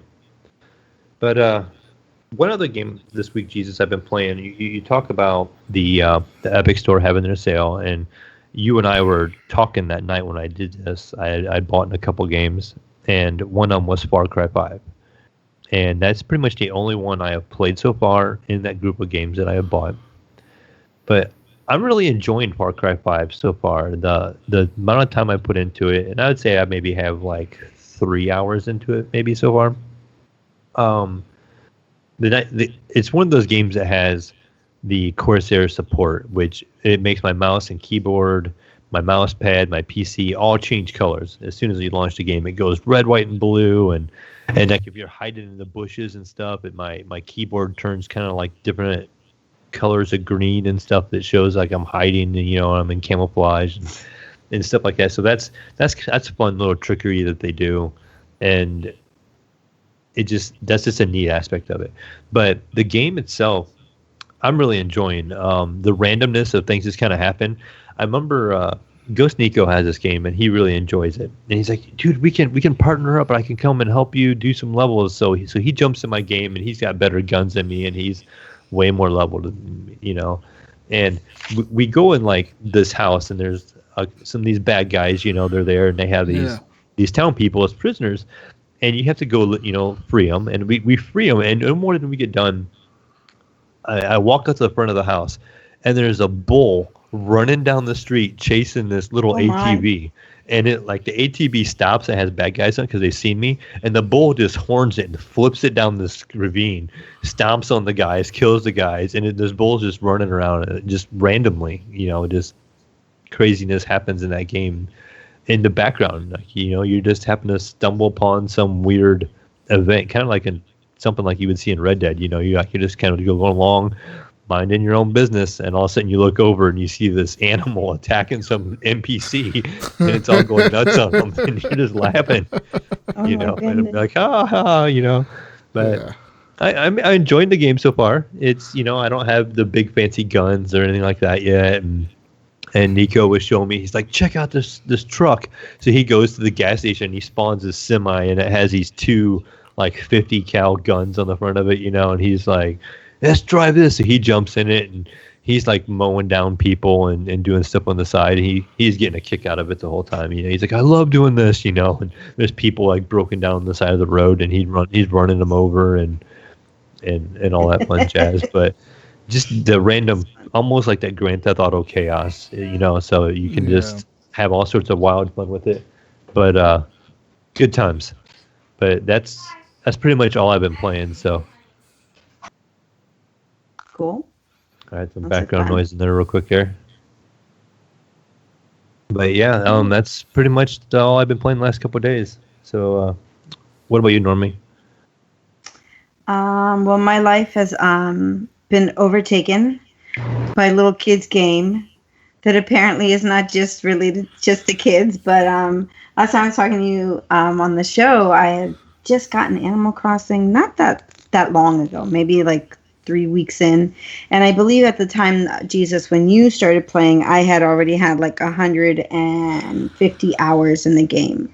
Yeah. So about last week at some point, I had over 300 hours in this game. So I doubled. Wow. I doubled the amount. Yeah. Can you believe it? So it got interesting because once you hit level 3, I didn't get a chance to really talk about this at that point because I don't know if I had just gotten it. No, it was right before I got level 3 or 3 stars.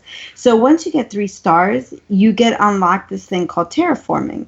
So if you're into Minecrafting and stuff, and you can then you know how to build your levels, and you can make basements, you can make homes, you can make forts. Well, this is the same idea.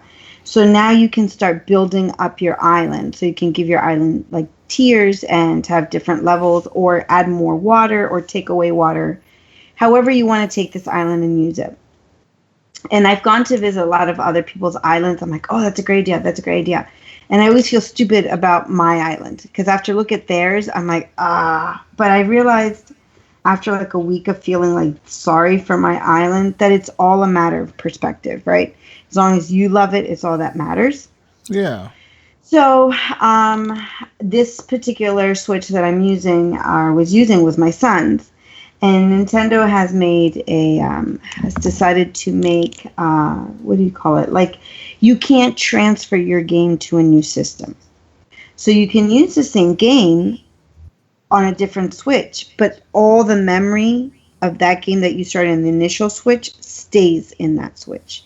It doesn't go with you, and you can't even put it on the micro SD card and bring it with you to the new Switch.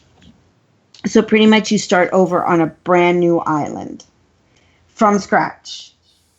So my son decided he's going to go camping, and I could not live 4 days without my Animal Crossings, and now I was more desperate to get a Nintendo Switch, which, as you guys know, you cannot really get one on the stores right now because Animal Crossing is actually the quarantine game. You know what I mean? So everybody who has a Switch and Animal Crossing, this is the game people are playing. This is the #1 game going on right now. No kidding. That's legit. I literally went to the store every day, or maybe twice a week for 2 weeks, 3 weeks. And then I finally was able to find one Switch, the last one at my local store, my local friend Meyer. And I was like, I'm buying it. Woo! And I got it. Woo! Yeah. But it was like the last one. The dude was like, yeah, man. He's like, as soon as we get these in stock, like they sell out within an hour. Like you. But that's it. If you're not here, they sell out. Like you're fucking fucked. That's it. Yeah, you're screwed. And that's really how it is right now. Everybody, this is like the system, the game that everybody is all about during quarantine. And I have met people that are older than me, that they're in their 60s and 70s playing this game. So it is a serious game. So you now can, I don't know if you knew this, Jesus, when you played, but you can get those do-it-yourself little cards or whatever, learn. Well, if your person is crafting it, you can open your town and invite people to come get it. And people will give you tips, in-game money, obviously, to get whatever hot item this is, this do-it-yourself. I call it the do-it-your-wise. My son thinks that's hysterical. But that's like my crazy way of like making up names, and it's just stuck, and I just automatically say it by accident.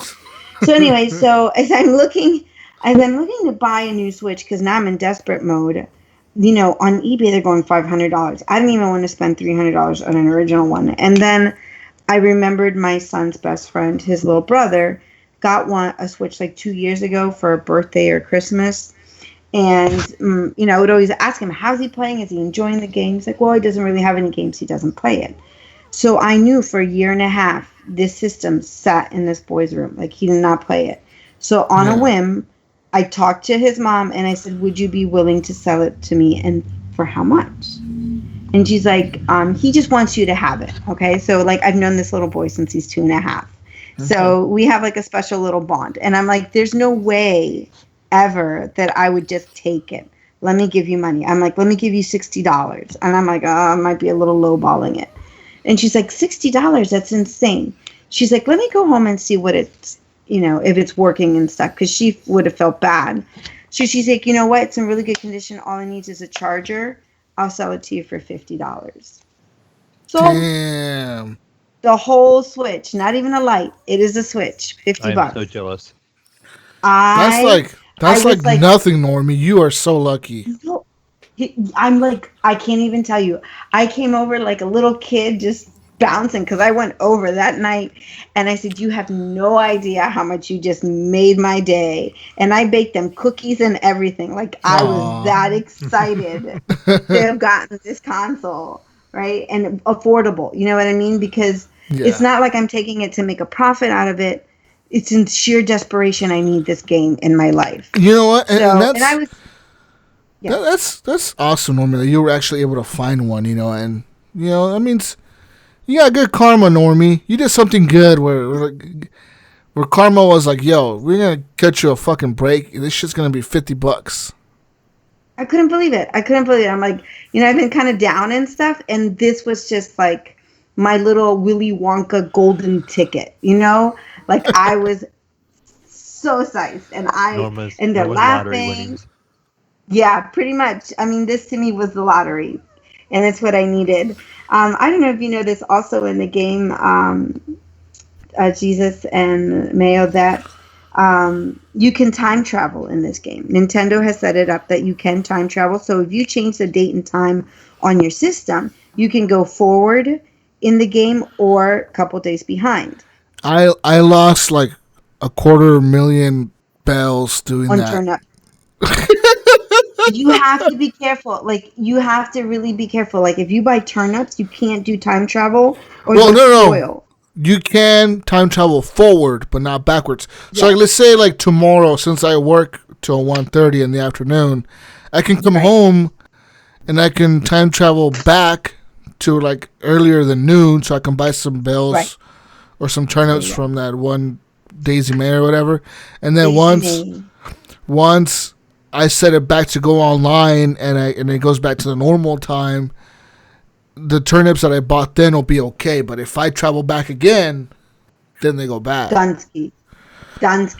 And I'm not a fan of time traveling at all. Like, I'm like, some people see it's cheating. Some people are like, okay with it. I said, whatever you want to do is fine. But to me, my personal thought process is that I don't need to time travel. But I agree. I have changed that. I have changed that since I've had to restart, because now I have to, like, I feel like I have to catch up. I don't want to sit down and play 300 hours again. Come on, Normie, you'll be something fine. that I already did. It's her addiction. Yeah. She should have no problem playing 300 Yeah, hours Normie, more. you should be fine.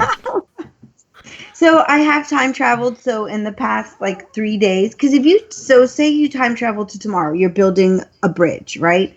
So you go back, you go to tomorrow, and your bridge is done. If you time travel backwards, your bridge will still stay there. So the only time I'm time traveling is when my stores are upgrading, or I'm trying to build like a bridge to get that all set up and put back together again. I mean, I have lost oodles and oodles and oodles of DIYs, and my whole town was all furnished, and I can move that stuff over, but here's the process. Are you ready? I need a middleman. Well, first of all, I need bow switches. So Jesus, say you're going to help me out with this. Okay. So you're on your island. Now I have to go back on my son's Switch, put the little cartridge in the game, in his Switch, and turn on my original game. So then I have to get my character, and I've got to put all in her pockets, everything that I want to take with me.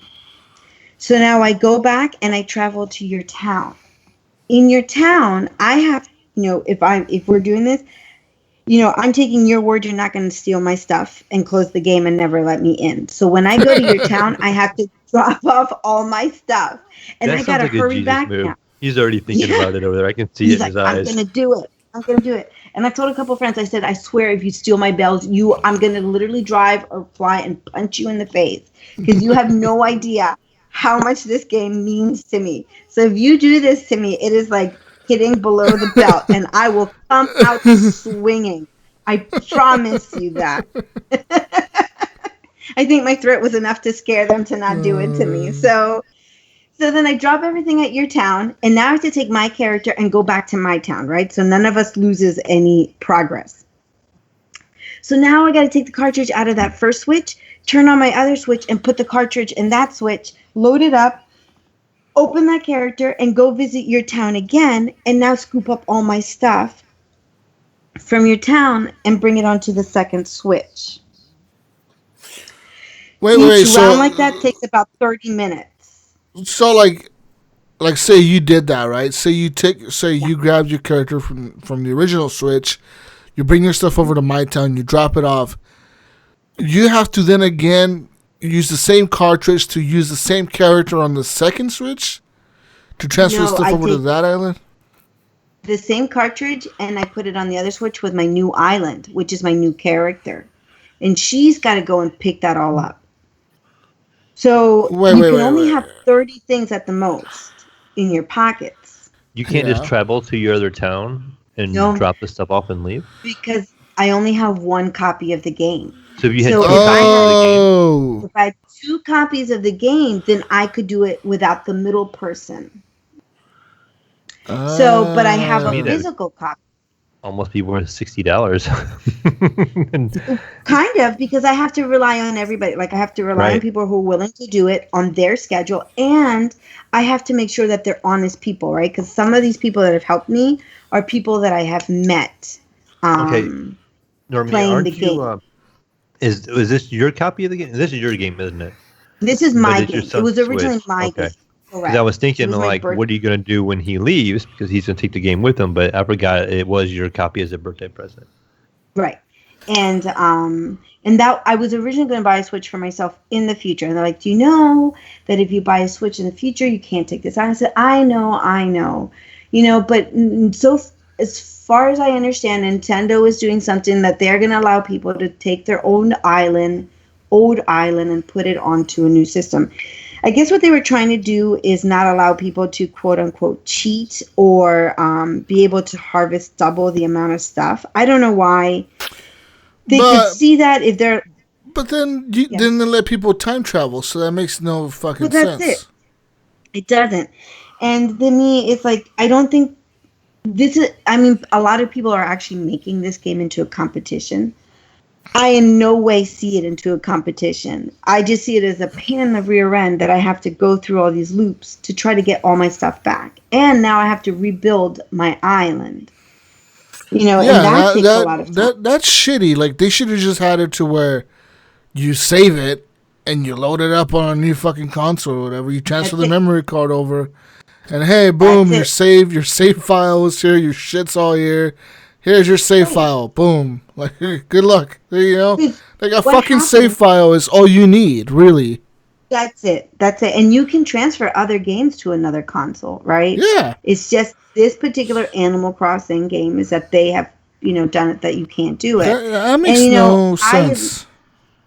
It's stupid. I agree. I think it's each town or whatever you want to call it to each Switch, right? Because each one you can't have multiple profiles or whatever. So I think somebody at my work was complaining about that because they had 2 kids that wanted to play it, and they only have one Switch, and they can't have multiple accounts. They have to share it because they can't have multiple towns on the same Switch. So that's right. So whoever leaves and gets a new Switch now has to start their town all over again from scratch. And let me tell you, I completely forgot all these little nitty-gritty steps I had to do to get to that point. And I was like about to rip my hair out. Like, I was just really, really aggravated.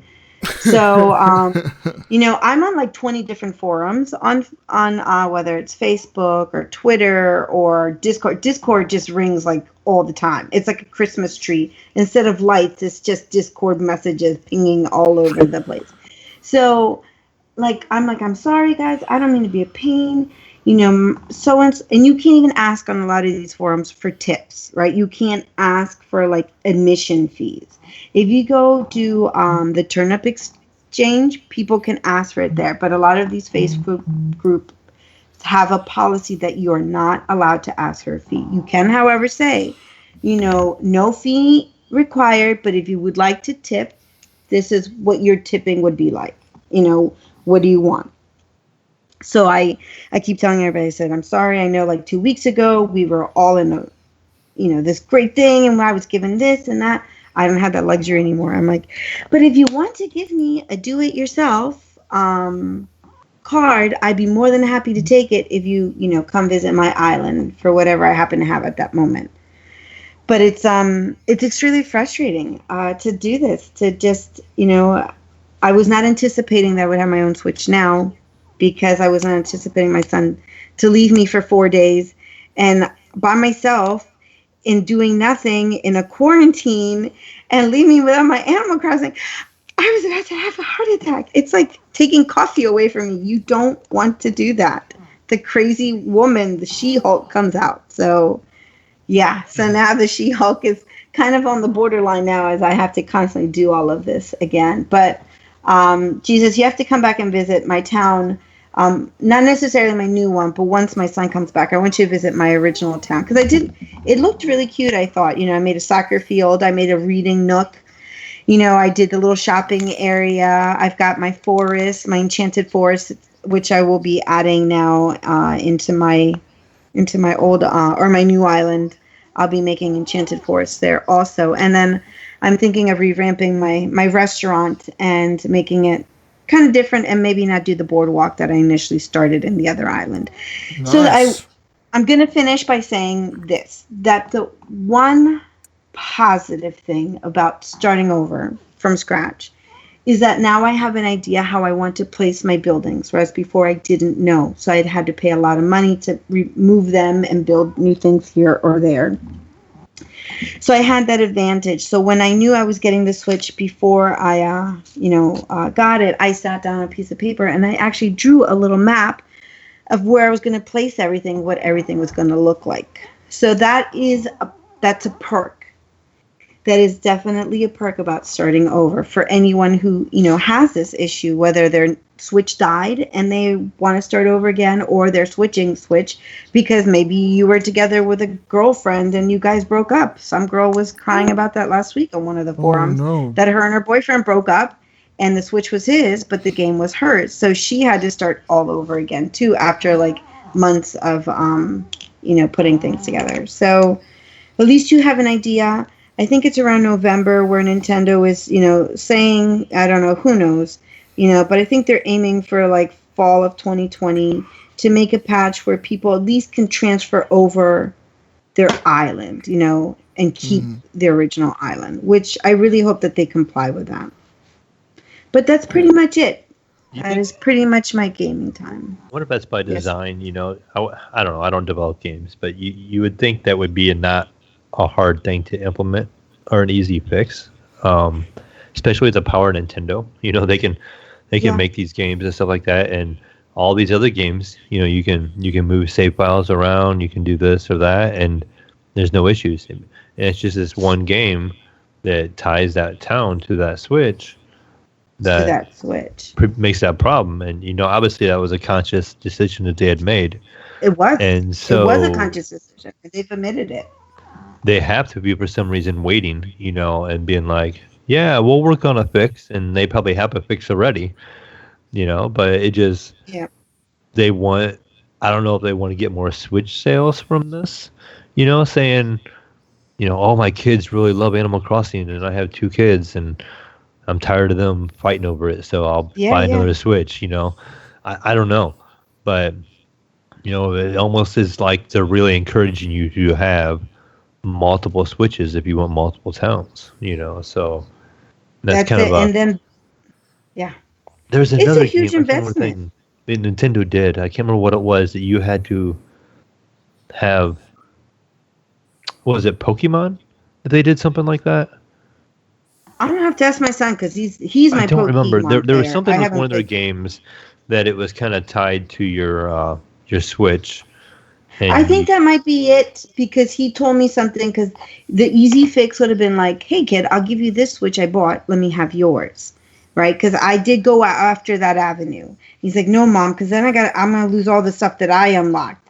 And you know what? It might be his Pokemon games. For some reason, I'm thinking tons of shinies. Something with Pokemon.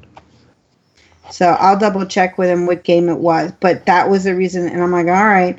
I mean, he has a valid point. It is his system, Right.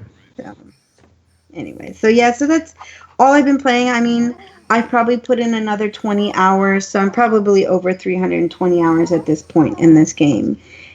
Even with the time traveling, and it's just anytime my buildings upgrade is when I'm moving forward and then coming back, because I believe I paid my dues more than enough times to do it. But that's the only time I justify, at least for myself, the time traveling. Gotcha. And then the other thing is buying the turnips, right? So, Jesus, you bought turnips. I'm going to tell you real quick about the turnips, Mayo. So you get these turnips every Sunday. Mm-hmm. You have until noon to buy turnips. And they can be as low as 90 a piece up to like 125, I think, a piece. So, of course, you want to buy low. So it's the stock market, right? So you want to buy low. So if you're not that low, like say you're at 100, I go on Facebook forums to see who's selling at 90 something or whatever. And then I go to their town and I buy it from their Daisy May and I give them a little tip or whatever. But then you have to wait. You have to, every day you got to check in once in the morning and see what the turnip price is in the morning, and then once in the afternoon to the evening to see what it is then.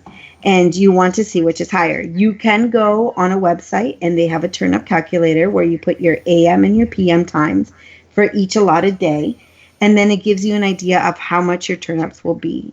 But the best way to sell is 400 plus. So being on these Facebook things, you try to have to find people who are opening their gates to let you in to sell at their place.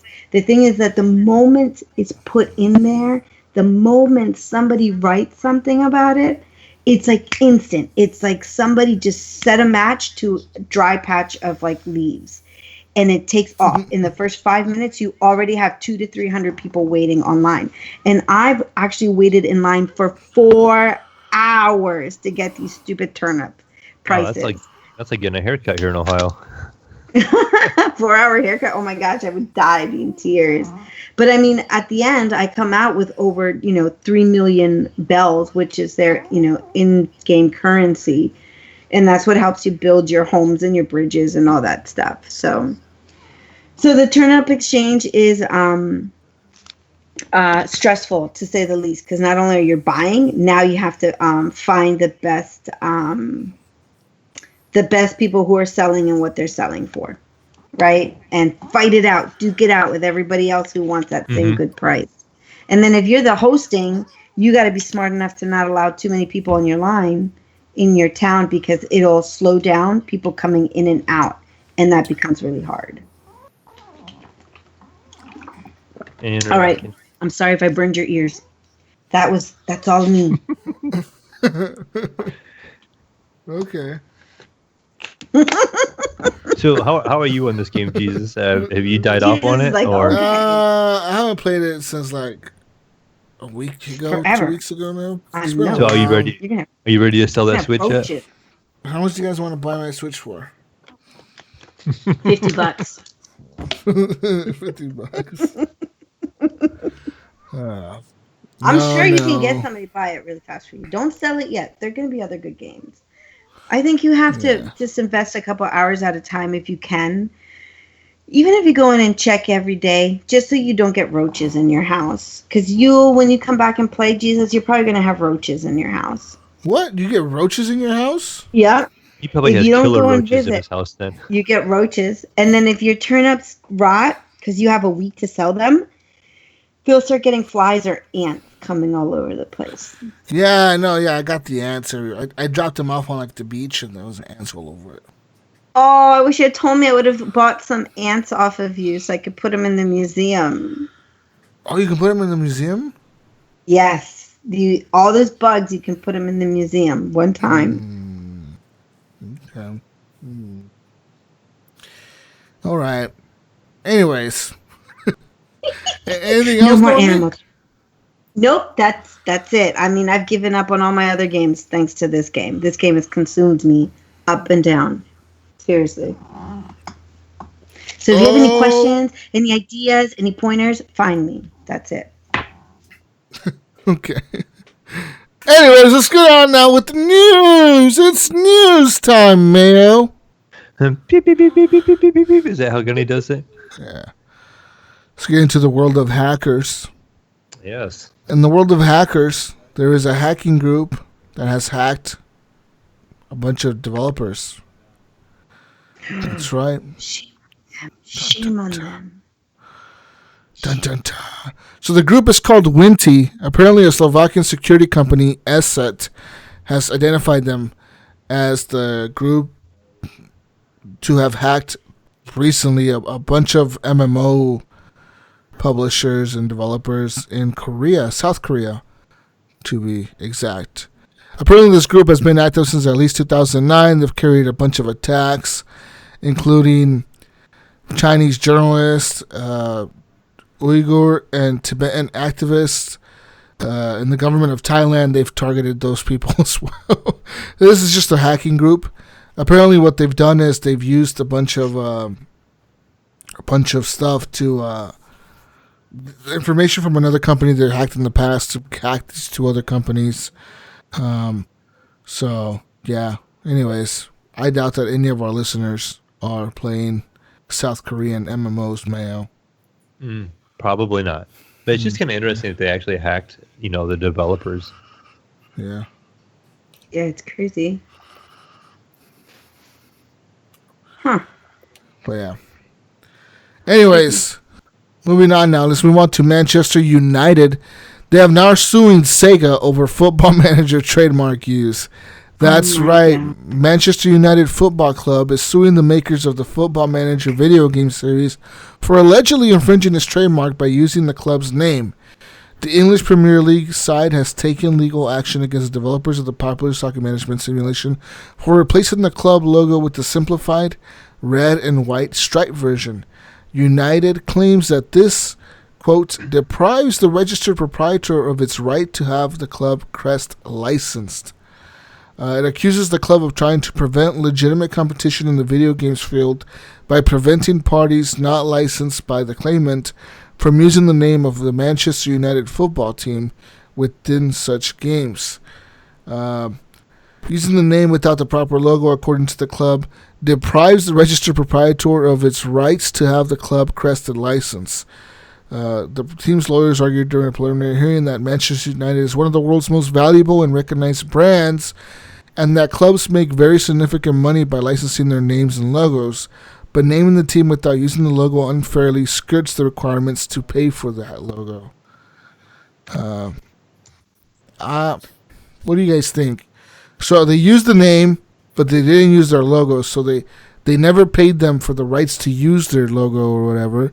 So they just said, fuck you, we're going to use your name, but not your logo. I mean... Yeah, I mean, that's I don't know. Go ahead. Sorry, I'm not big into, the soccer scene and stuff like that, but if I think of, say, a good example would be like cars. You think of like Ford and stuff like that, of doing like basically like the Ford logo on the cars in the game, but not having Ford on it. But you pretty much know it's Ford and everything else, because it's a big enough name. But you're getting away from using that licensing, and everybody knows it's a Ford emblem, but they're not putting the word Ford on there. It's almost something kind of like you would see in Grand Theft Auto. Like how you see the cars in Grand Theft Auto are kind of similar to cars that are in real life, but they're just a little bit different.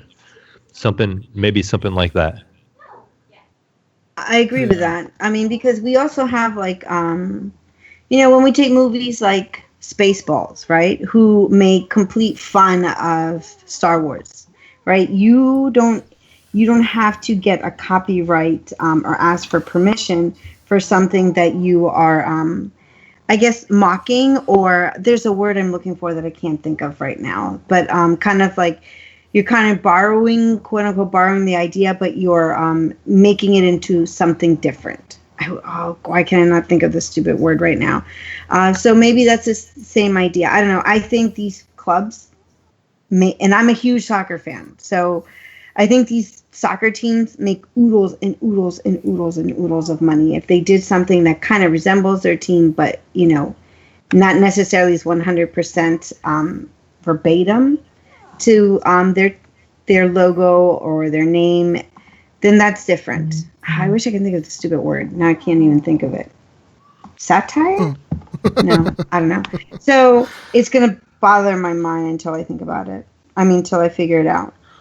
But I don't know. I think sometimes some things like this, people go a little crazy, and that's just my personal opinion.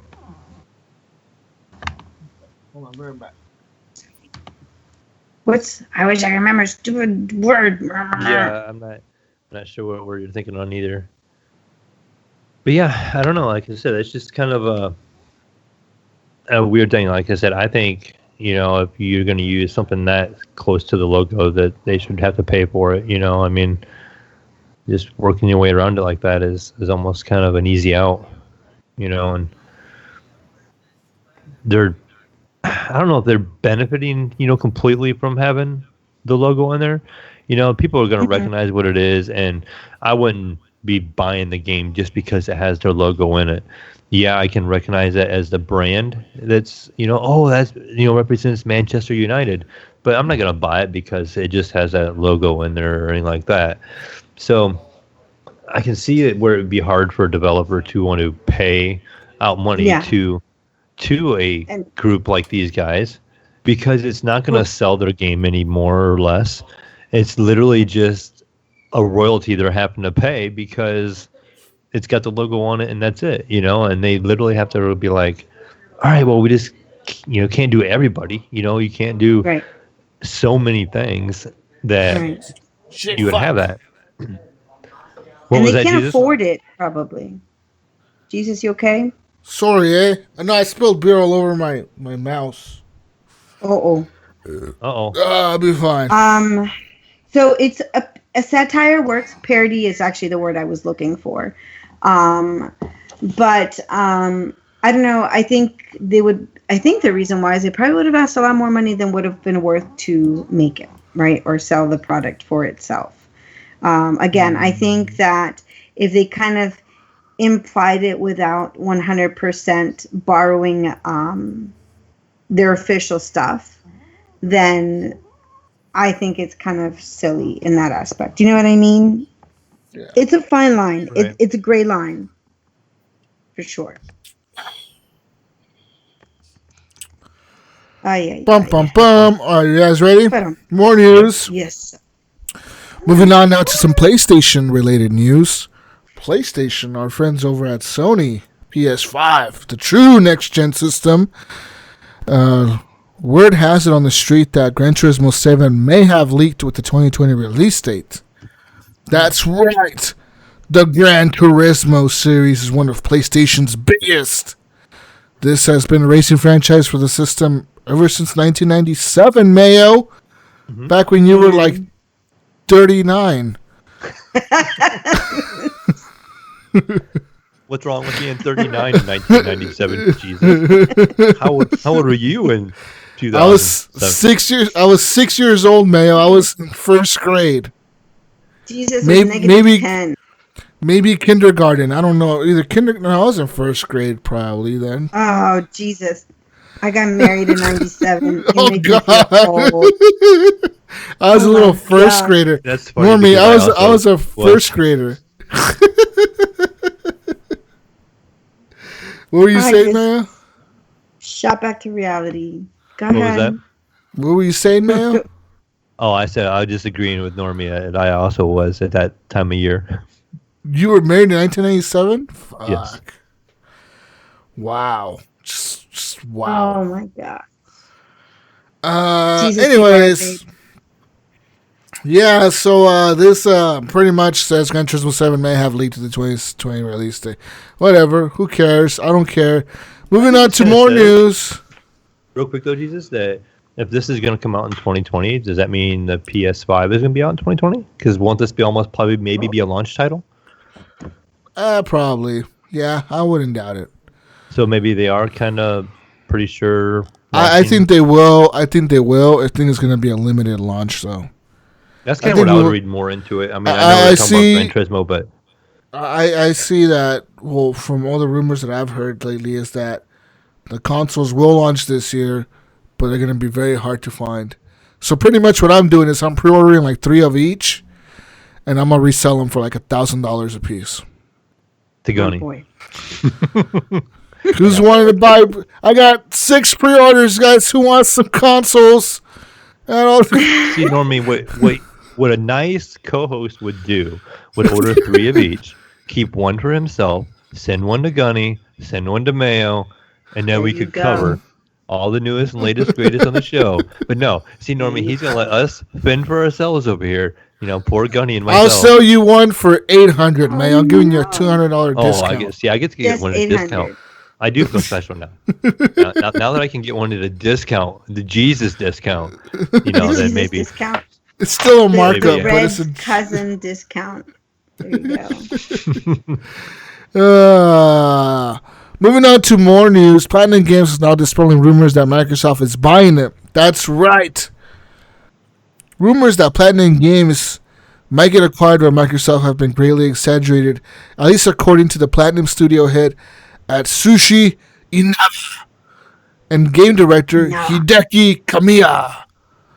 Speaking to Video Games Chronicle, the pair addressed rumors that Microsoft was poised to acquire Platinum that sprung up online following comments made by Phil Spencer to GamesIndustry.biz last year when he said he wanted to purchase a Japanese studio. Blah, blah, blah, pretty much the head and the studios, they said, like, these guys have not come to us to talk about any studio acquisitions. We're not going to get bought out by anybody. So that's all rumors. Don't believe in him. Don't believe anything. Don't believe it. Don't believe it, Normie. I won't until I see it. Believe this, Normie. Red Dead Redemption 2 has now shipped over 31 million units. Grand Theft Auto 5 is now at 130 million units. Holy shit. Today, Take-Two Interactive Software announced new shipments data for Red Dead Redemption 2, Grand Theft Auto 5, and more. So, the newest game by Rockstar, Red Dead Redemption 2, has now shipped over 31 million copies. On the other hand, GTA 5 has shipped 130 million. 3 months ago, they released the numbers, and apparently at the time, Red Dead Redemption 2 was sitting at 29 million units, and GTA 5 was sitting at 120 million. So, I mean, since 3 months ago, GTA 5 has sold 10 million copies, Mayo. That's more than, like, most games wish they could sell. That's what EA... Right? EA wish Anthem would sell 10 million copies. They probably wish they would sell 5 million copies. Let alone Rockstar's 130 million for their old game and 31 million for their newest game. Can you fucking imagine? That's insane, dude. Didn't like GTA 5 come out in like 2013 or something like that? Yeah, 7 years ago. 7 years ago, and it sold 10 million copies in the last 3 months. That goes to show we don't even need new consoles. We don't need new shit. We just keep selling us GTA 5. So, according so Jesus, my thinking here is not to derail us too much, but do you think that this is why GTA 5 went off of Game Pass and they put Red Dead on Game Pass to maybe get more people playing Red Dead and to see if they can get that Red Dead Online booming and popping, kind of like GTA 5 is? Because that kind of revived that game. It seemed like GTA 5 was slowing down, and then the online aspect came out in, I think, 2015, 16 or something like that, and then the game picked right back up again, and everybody's like, oh, interested in playing online and doing these, these custom role, servers and stuff like that. I wonder if them putting it on Game Pass is trying to get the game out there for more players to get them interested in it, and then eventually when it comes off of Game Pass, people are going to want to be back in it and will be buying the game. No, yeah, that's what I was thinking the whole time the other day. I was thinking, yep, that's probably why they did it, to get people to play online. And even if you don't buy the game, if you buy some gold bars or something, then that's buying something from them. That's all they give a shit about, So, yeah, I mean, ever since then, I mean, GTA 5 has now gone free on the Epic Store for the PC people. So you get that free, as well as NBA 2K20 has shipped to 12 million units according to 2K, and Borderlands 3 is now sitting at 10 million units, and The Outer Worlds has shipped 2.5 million units. So there's all that. It's a lot of money 2K makes fucking just off of Rockstar, dude. Moving on to more news. G2A, that shady website where you can buy keys, has now paid Factorio developer $39,600 over illegally obtained game keys. That's right. In July 2019, G2A, the company behind the controversial G2A marketplace, offered to open its transaction history to an independent auditor. The goal was to clear its name of any wrongdoing after years of accusations that it helps facilitate the sale of stolen goods. Only a single developer took them up on the offer, and now G2A would voluntarily pay them $40,000. Among its many lines of business, the Polish-owned and Hong Kong-based G2A runs a storefront where users from around the world can sell games keys. It likens that service to retailers like Amazon and eBay. Developers of all sizes have not complained for years that the G2A marketplace allows for the sale of stolen goods. And so, yeah. Anyways. Have you ever tried to buy anything from G2A, Jesus? Actually, I have. Okay, I have actually tried to buy something once or twice, and both times it locks my card because it's an overseas account, and it will not. So my banks are like, nope, not happening. Fuck this. And I had to call the bank. Call them. You can call your bank though and let them know. You know that. And that's what I had to do one time. I think the game at the time it was Prey. You remember that when they redid the game Prey, and I really wanted to get it, and G2A had it for like $25, and it was a brand new release. I'm like, oh, I want to get it on here, and I went ahead and tried to buy it, and it locked up my debit card. And I'm like, no. So I'm like, I'm going to use PayPal, which was linked to my debit card, and it wouldn't let me use PayPal either. And then I just gave up on it. I ended up paying full price on the game, and then I just had it ever since. But then not too long ago, I have a different bank now, and I tried to order something through G2A, and yeah, I still it blocked me, so I quit trying.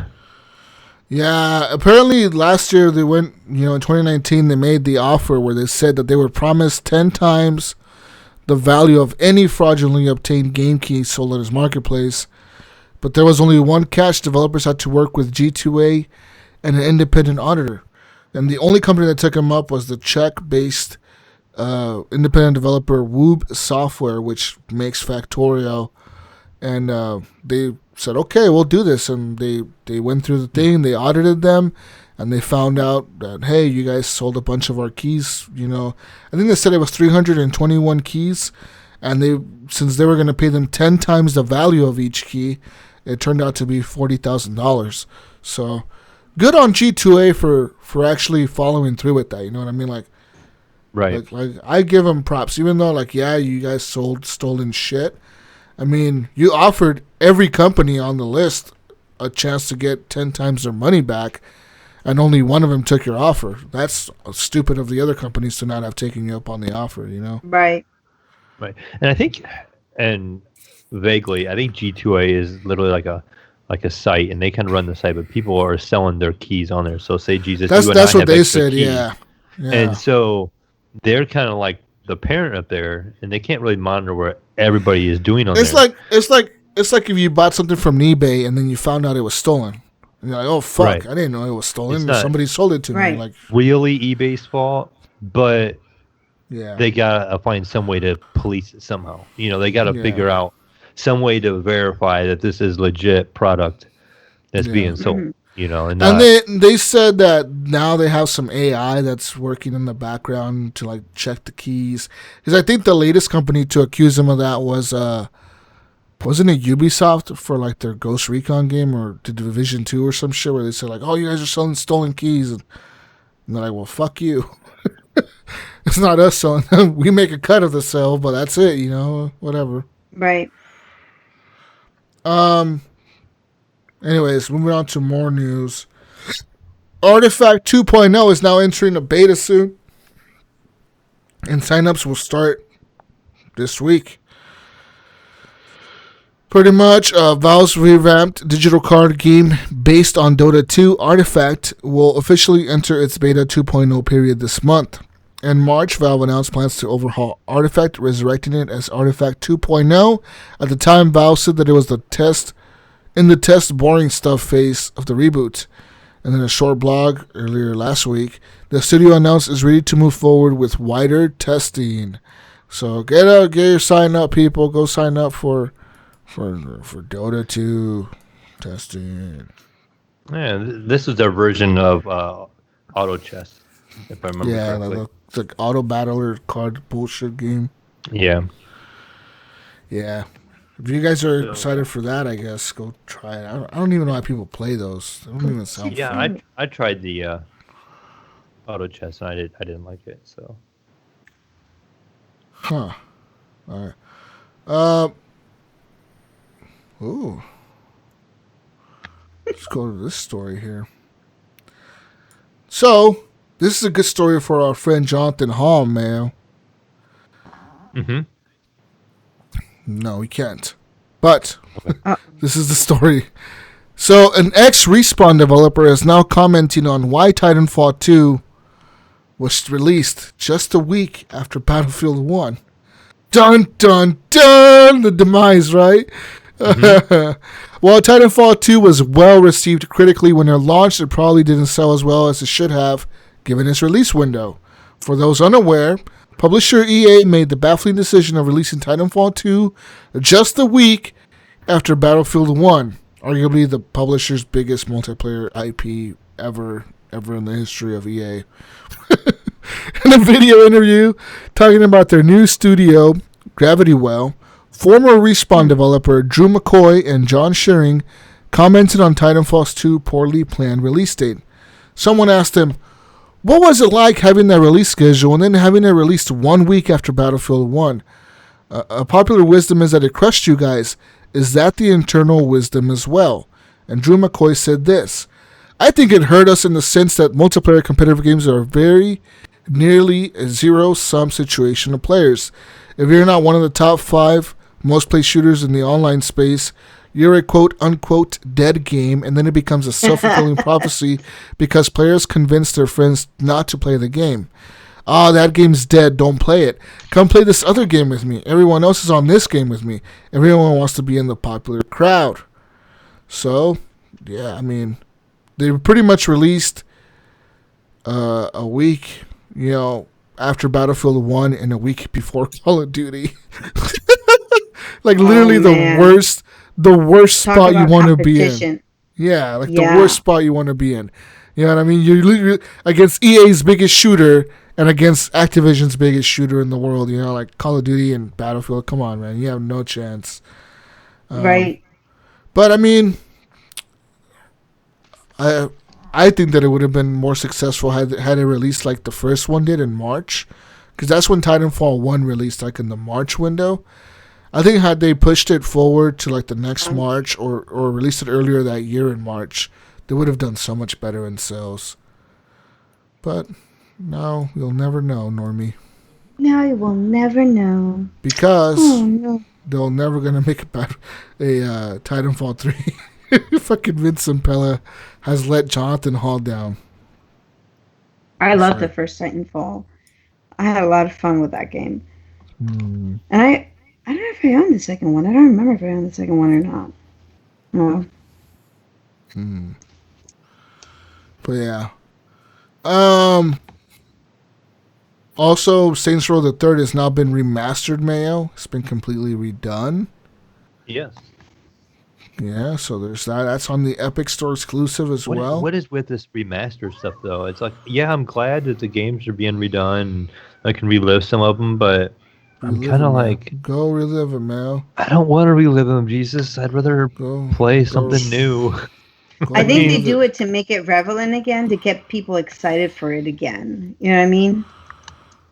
Yeah. No, because they're not going to release any Saints Row anytime soon. The developer is dead. I thought there was one announced or being talked about at some point. Really? Well, the company, it's definitely going to be made by somebody else, maybe THQ Nordic. But I remember THQ used to be the publisher of that game, and they went under. And before they went under, they sold the developer, and the developer was like, yeah, we don't own the rights to that shit or something, and it's dead. So who knows? Okay, what I seen was the article, this is from Games Radar, and it says the next Saint Row will be announced in 2020. Deep Silver confirms. Oh. Well. Anyways, what else do I have? Some PC news for you, PC Master Racers out there. Okay, I'm listening. Let me tell you right now, forget the PS5 and forget the Xbox Series X, Normie. No. There's a new NVIDIA and new AMD GPUs are looking very imminent for release very, very soon, Mayo. So, according to some leaks, AMD and NVIDIA could both launch new graphics cards as soon as September. This is just ahead of the PS5 and the Xbox Series X release dates. This is potentially giving PC gaming a shot in the arm before the next-gen consoles come out, Mayo. It says here that we already know that NVIDIA has its Ampere next-gen graphics architecture slated for future GeForce graphics cards, and AMD has long been rumored to have a powerful Navi graphics and based on its RDNA architecture in the works. But Digitimes reported that the next-generation GPUs will be coming in September, with the graphics card giants expected to cut the price of their current RTX cards before the new ones launch. Dun, dun, dun. It sounds pretty right. Like I seen this article the other day, and I was telling a friend about it at work. So typically they always announce. I think it's always in like April or so, April, May, or whatever, and the cards usually come out like beginning of July. That's what they did with the last couple of series. It seems like everything has gotten pushed back a couple months because of the COVID stuff and all of that, and the the big events and stuff like that where they were announcing stuff. And So with them kind of just now starting to talk about it, like officially making the statement, like, hey, these cards are on their way. Yeah. September sounds like a pretty, couple months off from their normal time. Sounds like a legit thing. And then also, too, I feel like September is a really good time to launch new graphics cards right before the new consoles come out. That PC master race, not in us, not in the community, but actually like through NVIDIA, I almost feel, and AMD, like they almost have to keep ahead, so yeah. Conveniently, these things may come out in like September. Probably I would even say maybe the end of September, right before November when these consoles are getting ready to come out, and they're going to be like, look, you can go out and buy your 12 teraflop, Xbox Series X, or you could buy our 3070 that's rated at 16 teraflops for, 500, and then going from there. So, and I see that just kind of lining up correctly, that, to help kind of fight off the sales of these consoles a little bit, because, us PC gamers, we'll play consoles too, it's, you've been hearing a lot of the whole PlayStation versus Xbox debate again, as it's the console wars are starting to fire up. But there's people out there that buy both, and it's kind of like with the PC too. You don't just have master race PC people, you have people that own everything, and so as a PC guy and this new console comes out and say it's, the new Xbox is going to be really close to on par with my 2080 Super. Okay, maybe I'm willing to pick it up, or say if it was like, if I only had a 10 series, maybe I'm willing to buy an Xbox to play some next gen stuff and then upgrade my PC later. So they want to avoid that, and so they're going to release this new stuff to make it more powerful. That way people can be like, oh, well, this is better and this is stronger, and I got to spend my money on it. Yeah, fuck yeah. So get ready for that coming later this year, ladies and gentlemen. That's all I have for news this week, I guess. That's all we have for news, Mayo. Yeah, it's been so hard. I said maybe we have this. I don't know. I would say the COVID stuff is wrapping up, but it's not really. They're opening up our state here and letting us go to restaurants now, and they opened up our gyms, and we have pretty much full access to everything with regulations. Yeah, but, same here. Maybe that would help. Speed things along, but I don't know. I did have somebody tell me at work they read that we will see more of an impact down the road here from all of this, like the beginning of next year in the development of games and stuff like that. It may be a drought or a slow period because all these companies got kind of put behind because of people not working and being in company right now. So we might have a drought later on, the beginning of next year of the games. Yeah. Anyways, let's go. Move on now, Mayo. All right. Move on now. I don't know if this gunny corner, this gunny's console corner, I don't know if any of this stuff is up to date or not. No, I don't think it is. So we're gonna skip it. Okay, everybody go check to see what's free this week. Everybody, I'm going to give you Gunny's phone number. Just text Gunny. Just text him right now. 555 and I'm sure he'll respond. It's 1-800. No. Give everybody his phone number. Oh, he has a 1-800 number? Yeah, he's got an 800 number. Community question time. So the question of this week was, what's more important, action or story, Mayo? Was that the question this week?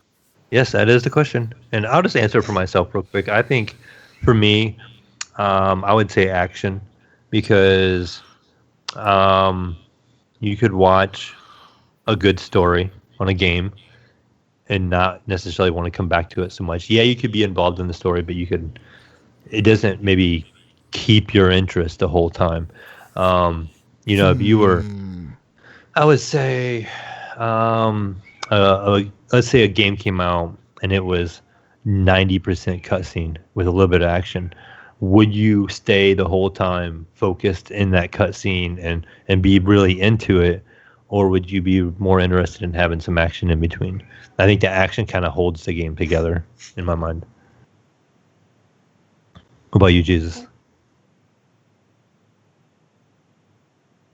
I think you're an action guy over there.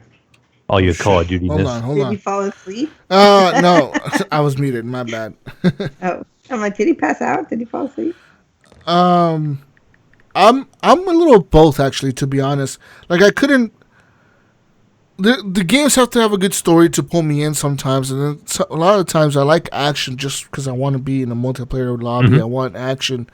But for example, like Red Dead Redemption 2, I love it for the story, but maybe I got into it because of the action. I don't, you know what I mean? It's kind of weird, like I got into it for one reason, but I stayed for another.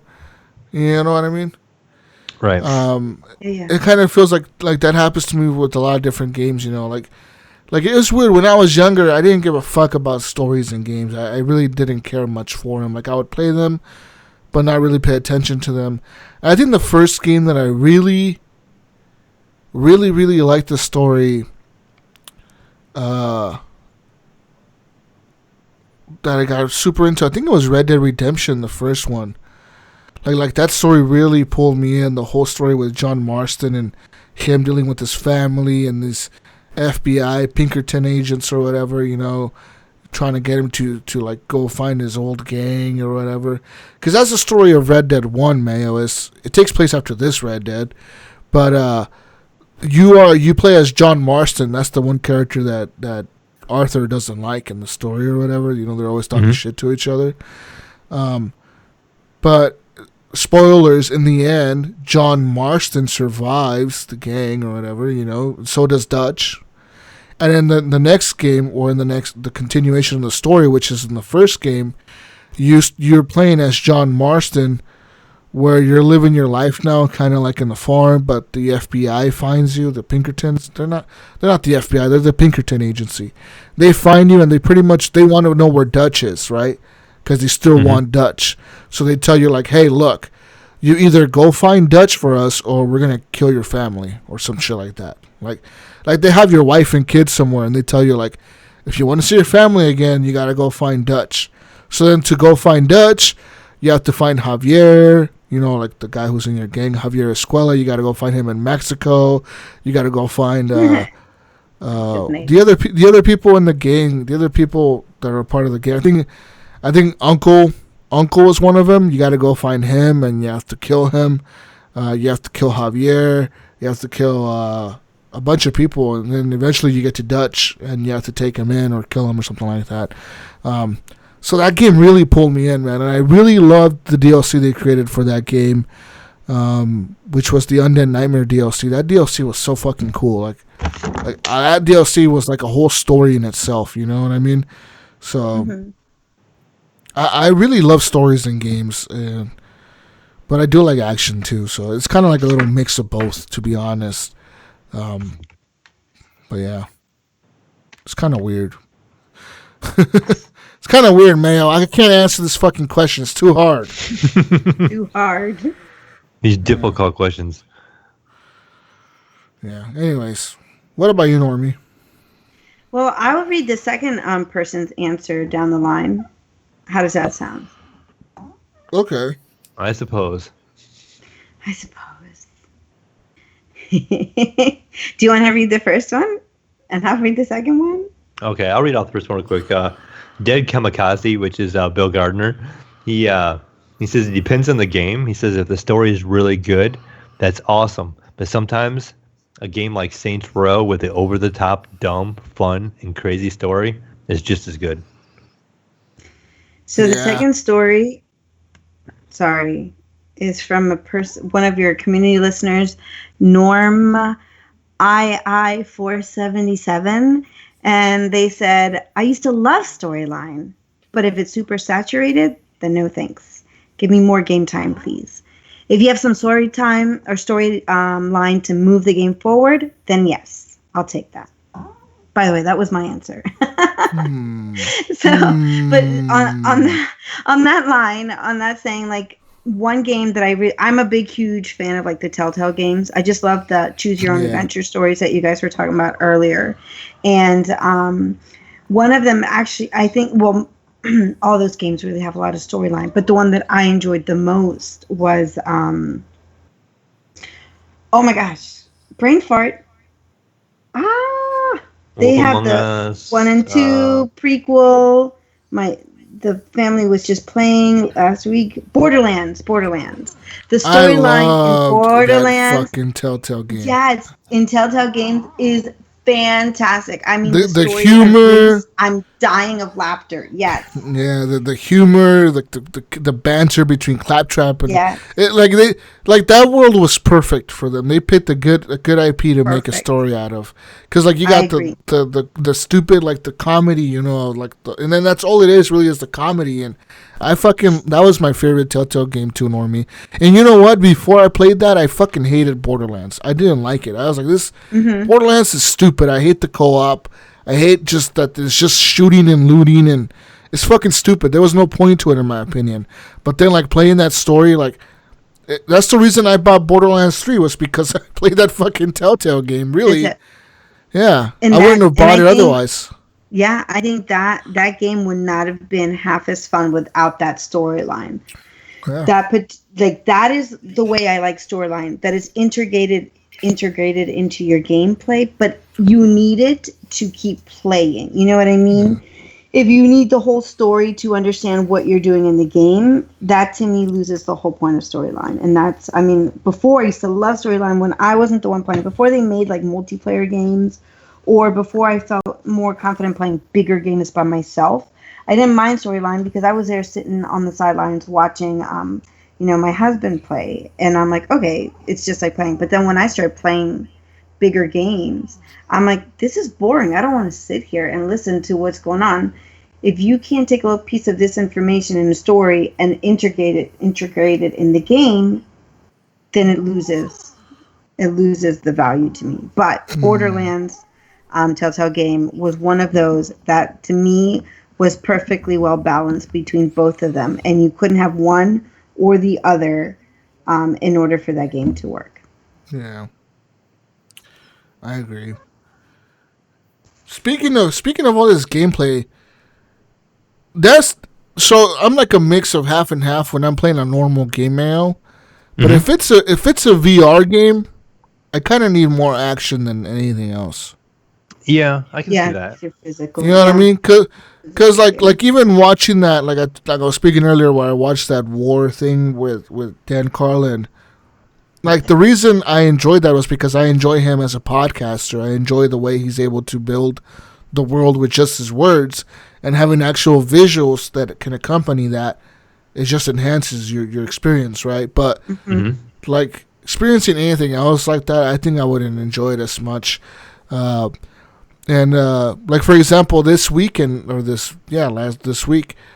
the VR game, the demo for Iron Man on the PSVR, which just was released this week, and that game is gonna be cool as fuck because you feel like Iron Man, Mayo. Like you have the little thruster things on your hand, and you fly, and you fucking have to control yourself the way you fly with your hands. It's fucking cool as shit, dude. I thought they did a really good job with the Spider-Man games that were free. That Far From Home, whatever it was, it's in the Oculus store.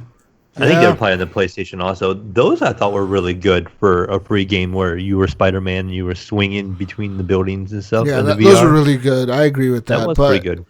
But this one with Iron Man, like they give you you get a tutorial phase or whatever, and then they give you the first demo mission where you're flying in a jet, like the Stark jet or whatever. And it's pretty funny because you're Tony Stark and you're sitting in the jet and you're looking at I picked up this iPad looking thing, this tablet, and I'm looking at all these headlines where it says Stark Industries stocks fell 50% and all this crazy ass fucking shit. And pretty much from what I'm getting in the game is that you play as Tony Stark as Iron Man or whatever, and you can actually make dialogue choices in the game. Because during one of the scenes where the girl, I forget her name, his fucking girlfriend or whatever, she talks to him, and you can make a choice of how you want to respond to her. And is it Pepper? Yeah, I think it's Pepper. Pepper, yeah. Yeah, because I think the reason the stock fell 50% was because he made her the CEO of Stark Industries that morning, and he quit. Okay. So Poor Pepper so Potts. like, yeah, I made you the She got CEO and I blamed. quit. And pretty much what happens is the plane gets attacked by these fucking drones or whatever, and then as you're falling through the sky, like you have to put on the suit, the Iron Man suit or whatever. So like you put on the hand things and then the face helmet, and you got Jarvis talking to you in your headset. That game is gonna be fucking cool. And I was thinking to myself the whole time, this looks really cool right now, but I can't wait to play this on the Oculus. I just couldn't help but think the whole That time, sounds like fun to me. like this is so amazing, like being able to fly through the air and like the plane is going down, right, and like you have to rescue Pepper off of the jet, but like you got all these drones coming at you. And they did a really cool job with this game is one of the first PlayStation VR games that I've played where they actually utilize your entire 360 space. So like you have to rotate and like turn around and like you shoot with, like you shoot the little missiles or whatever out of your hand, like the little fucking rocket things or whatever. So you're like shooting with your hands and you're shooting down all these fucking drones that are coming at you, and you have to fly towards the fucking big ass jet that's going down. It's about to crash and you gotta like fix the wing or fucking put out a fire on the engine, all kinds of cool shit. That fucking demo was dope, dude. Like, that action was cool. Like I said, for VR, action all the way. Nice. But other I than think that, VR the makes story. sense, what you're saying, right? Because that is really a physical game. That is a game you're literally getting into and becoming a part of the world. Yeah. I mean, I have had some neat stories in the Oculus store where they have a couple of demos where I like to when I first show people the Oculus for the first time being in it. Yeah. Like, okay, here's a video, and you can sit and watch it, and it's kind of cool to see it, like things kind of unfolding around you. But like you said, Jesus, it's once you are familiar with the Oculus and stuff, it's all about action and interacting with things and such and such. But Yeah. That's right. Okay. Yeah. Egram S. Eric. Pinpoint Red's friend. Our friend of the show. He says, great story. I love walking simulators. And I love some of them. Not all of them. Like, I really enjoyed that one game that was a walking simulator. What was it called? The fuck was it called? Was it the Remains of Edith Finch one? I hear good about that one. What Remains of Edith Finch. Yep, I love that one, dude. That one was What really about good. Firewatch? Have you ever played that one? Yeah. I really like Firewatch too. Like, Firewatch and Edith Finch were probably the best walking simulators out there. I played that other one with the you're like in this island. You're on an island with the fucking Dear Esther? tower. Dear Esther. I played that one too. And no, not as good. What I liked about Firewatch is you had this girl on the walkie-talkie the whole time, kind of like guiding you, like, hey, you need to go do this, or you need to do that, or you should go check this out. You're like pretty much like watching out for fires, and that game was a trip. It was just an experience, and I really enjoyed it. I think that game would be very fun in VR as well. And What Remains of Edith Finch was just a really unique, cool story. Like that one was really fucking cool. They did some really cool stuff with some of those stories in there, where like you're going to the house and you're looking at each story of each person, and like all of a sudden you're playing as a cat, or you're playing as this other thing, or you're playing as this other thing. It was really fucking unique experiences in that one. I really liked that game. That was fun. Cool. Nice. Our friend Jedi of Light, he says he demands both Jesus. He says, that being said, So demanding. if I really need a great story, I could watch a movie or read a book. He says, well, if I don't want to play a bunch of walking simulators, I guess action for video games. So That's true, right? Because movies and books really do provide the best stories. Like, it's hard to play a fucking game and have that great of a story. Anyways, moving on now. Nipron. What does I'm this not say, playing a Norma? video game. I'm not playing a video game to watch a movie. Sure. True.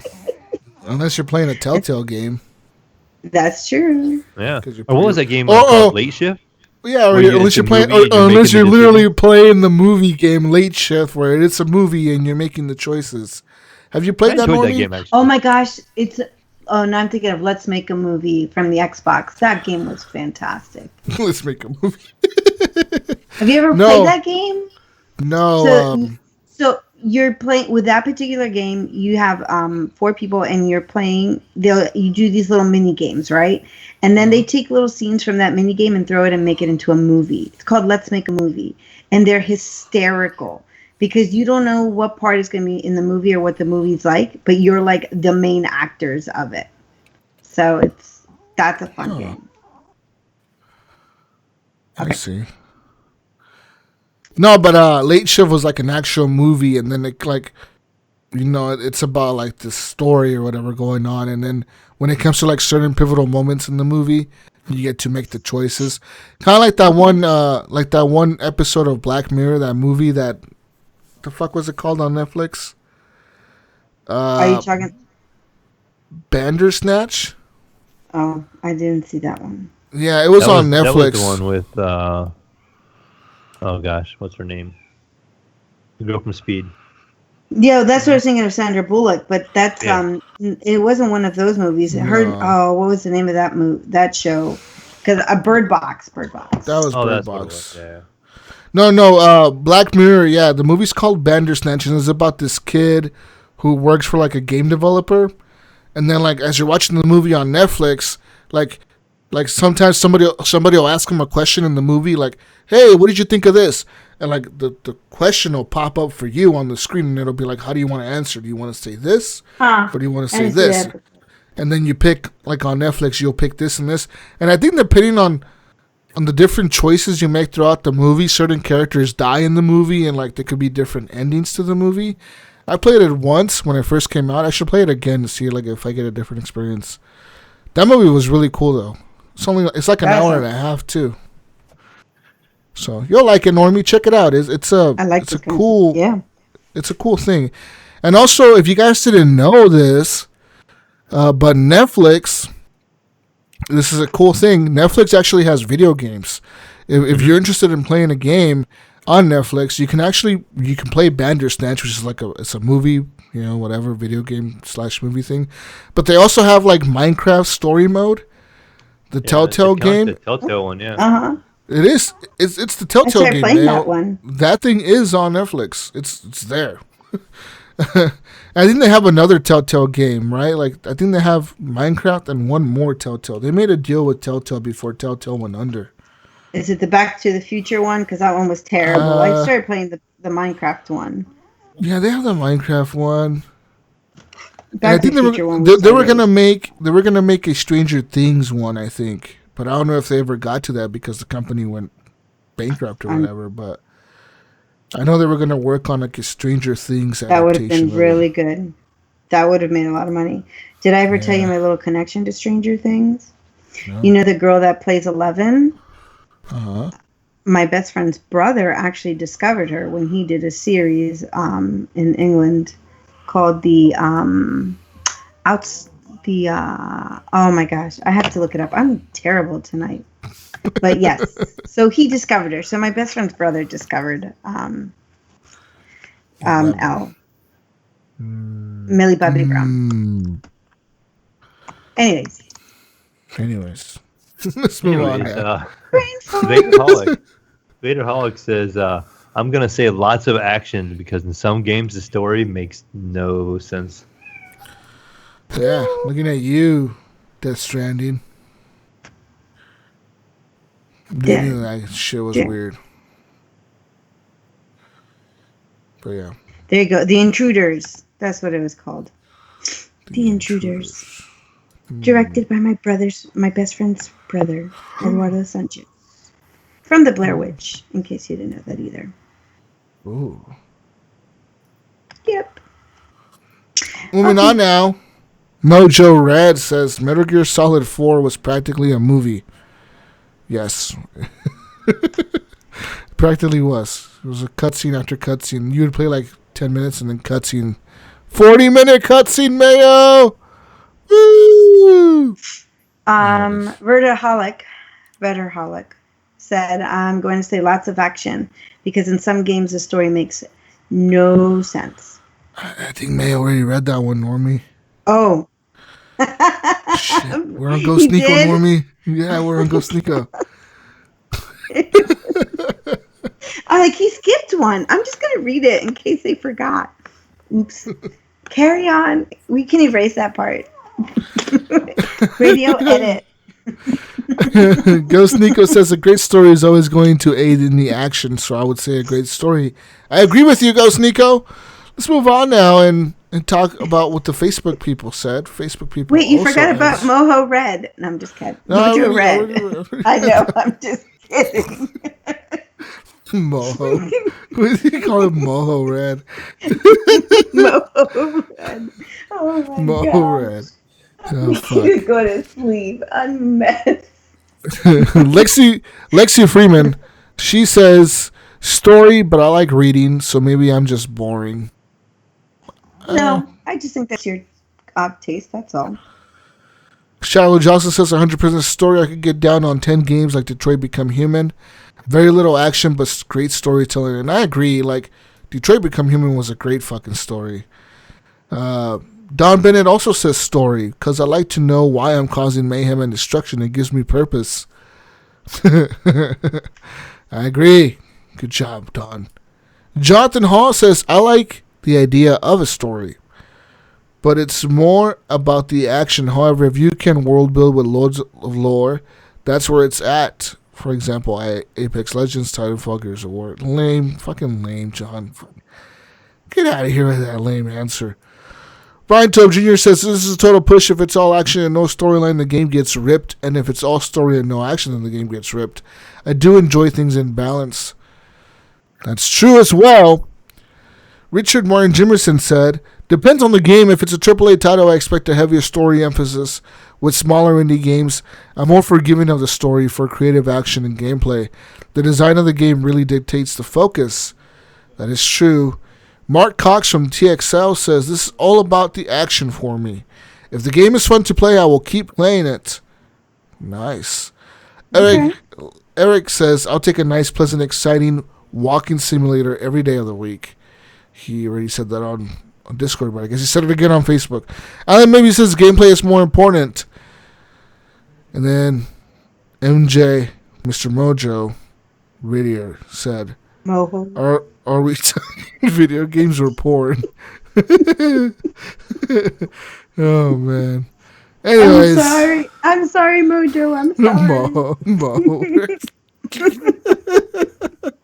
That's how you said it in Spanish. Yeah, Mo. I said it in Spanish. There you go. Oh, man. Normie read that shit in Spanish, dude. Now, Normie, he's gonna steal all your turnips or whatever he's stealing when he helps you move, because it wasn't he gonna help you move, or has he helped you move? Hey, Mo, help me move. He's gonna mow all of her stuff. Is what he's gonna do. Oh shit! Oh my gosh, poor guy. Anyways, that's all we have for this week, ladies and gentlemen. What's the question for next week, Mayo? I had it here. I gotta find it quick. Oh, Jesus. Okay. So if you can mix any two games together to make a new one, what would they be?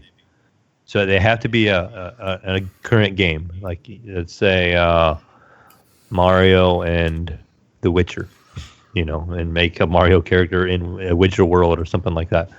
So just mixing two games together to make one kind of crazy game. A mashup, a game mashup. Cool. Yeah, That's a good question. I would make. I would mix. I'm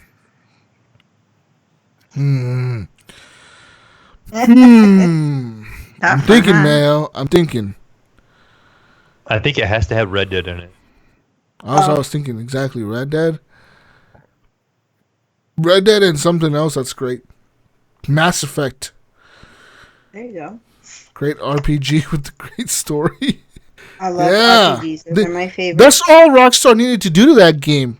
to make it the best game ever made in the history of ever. They just needed to make it an RPG. That's it, Mayo. A choose my own adventure RPG. There you go. Very nice. That's it. Yeah. Set in the Wild West, partner. Mm-hmm. Wild West. Anyways, Normie, where can we find you?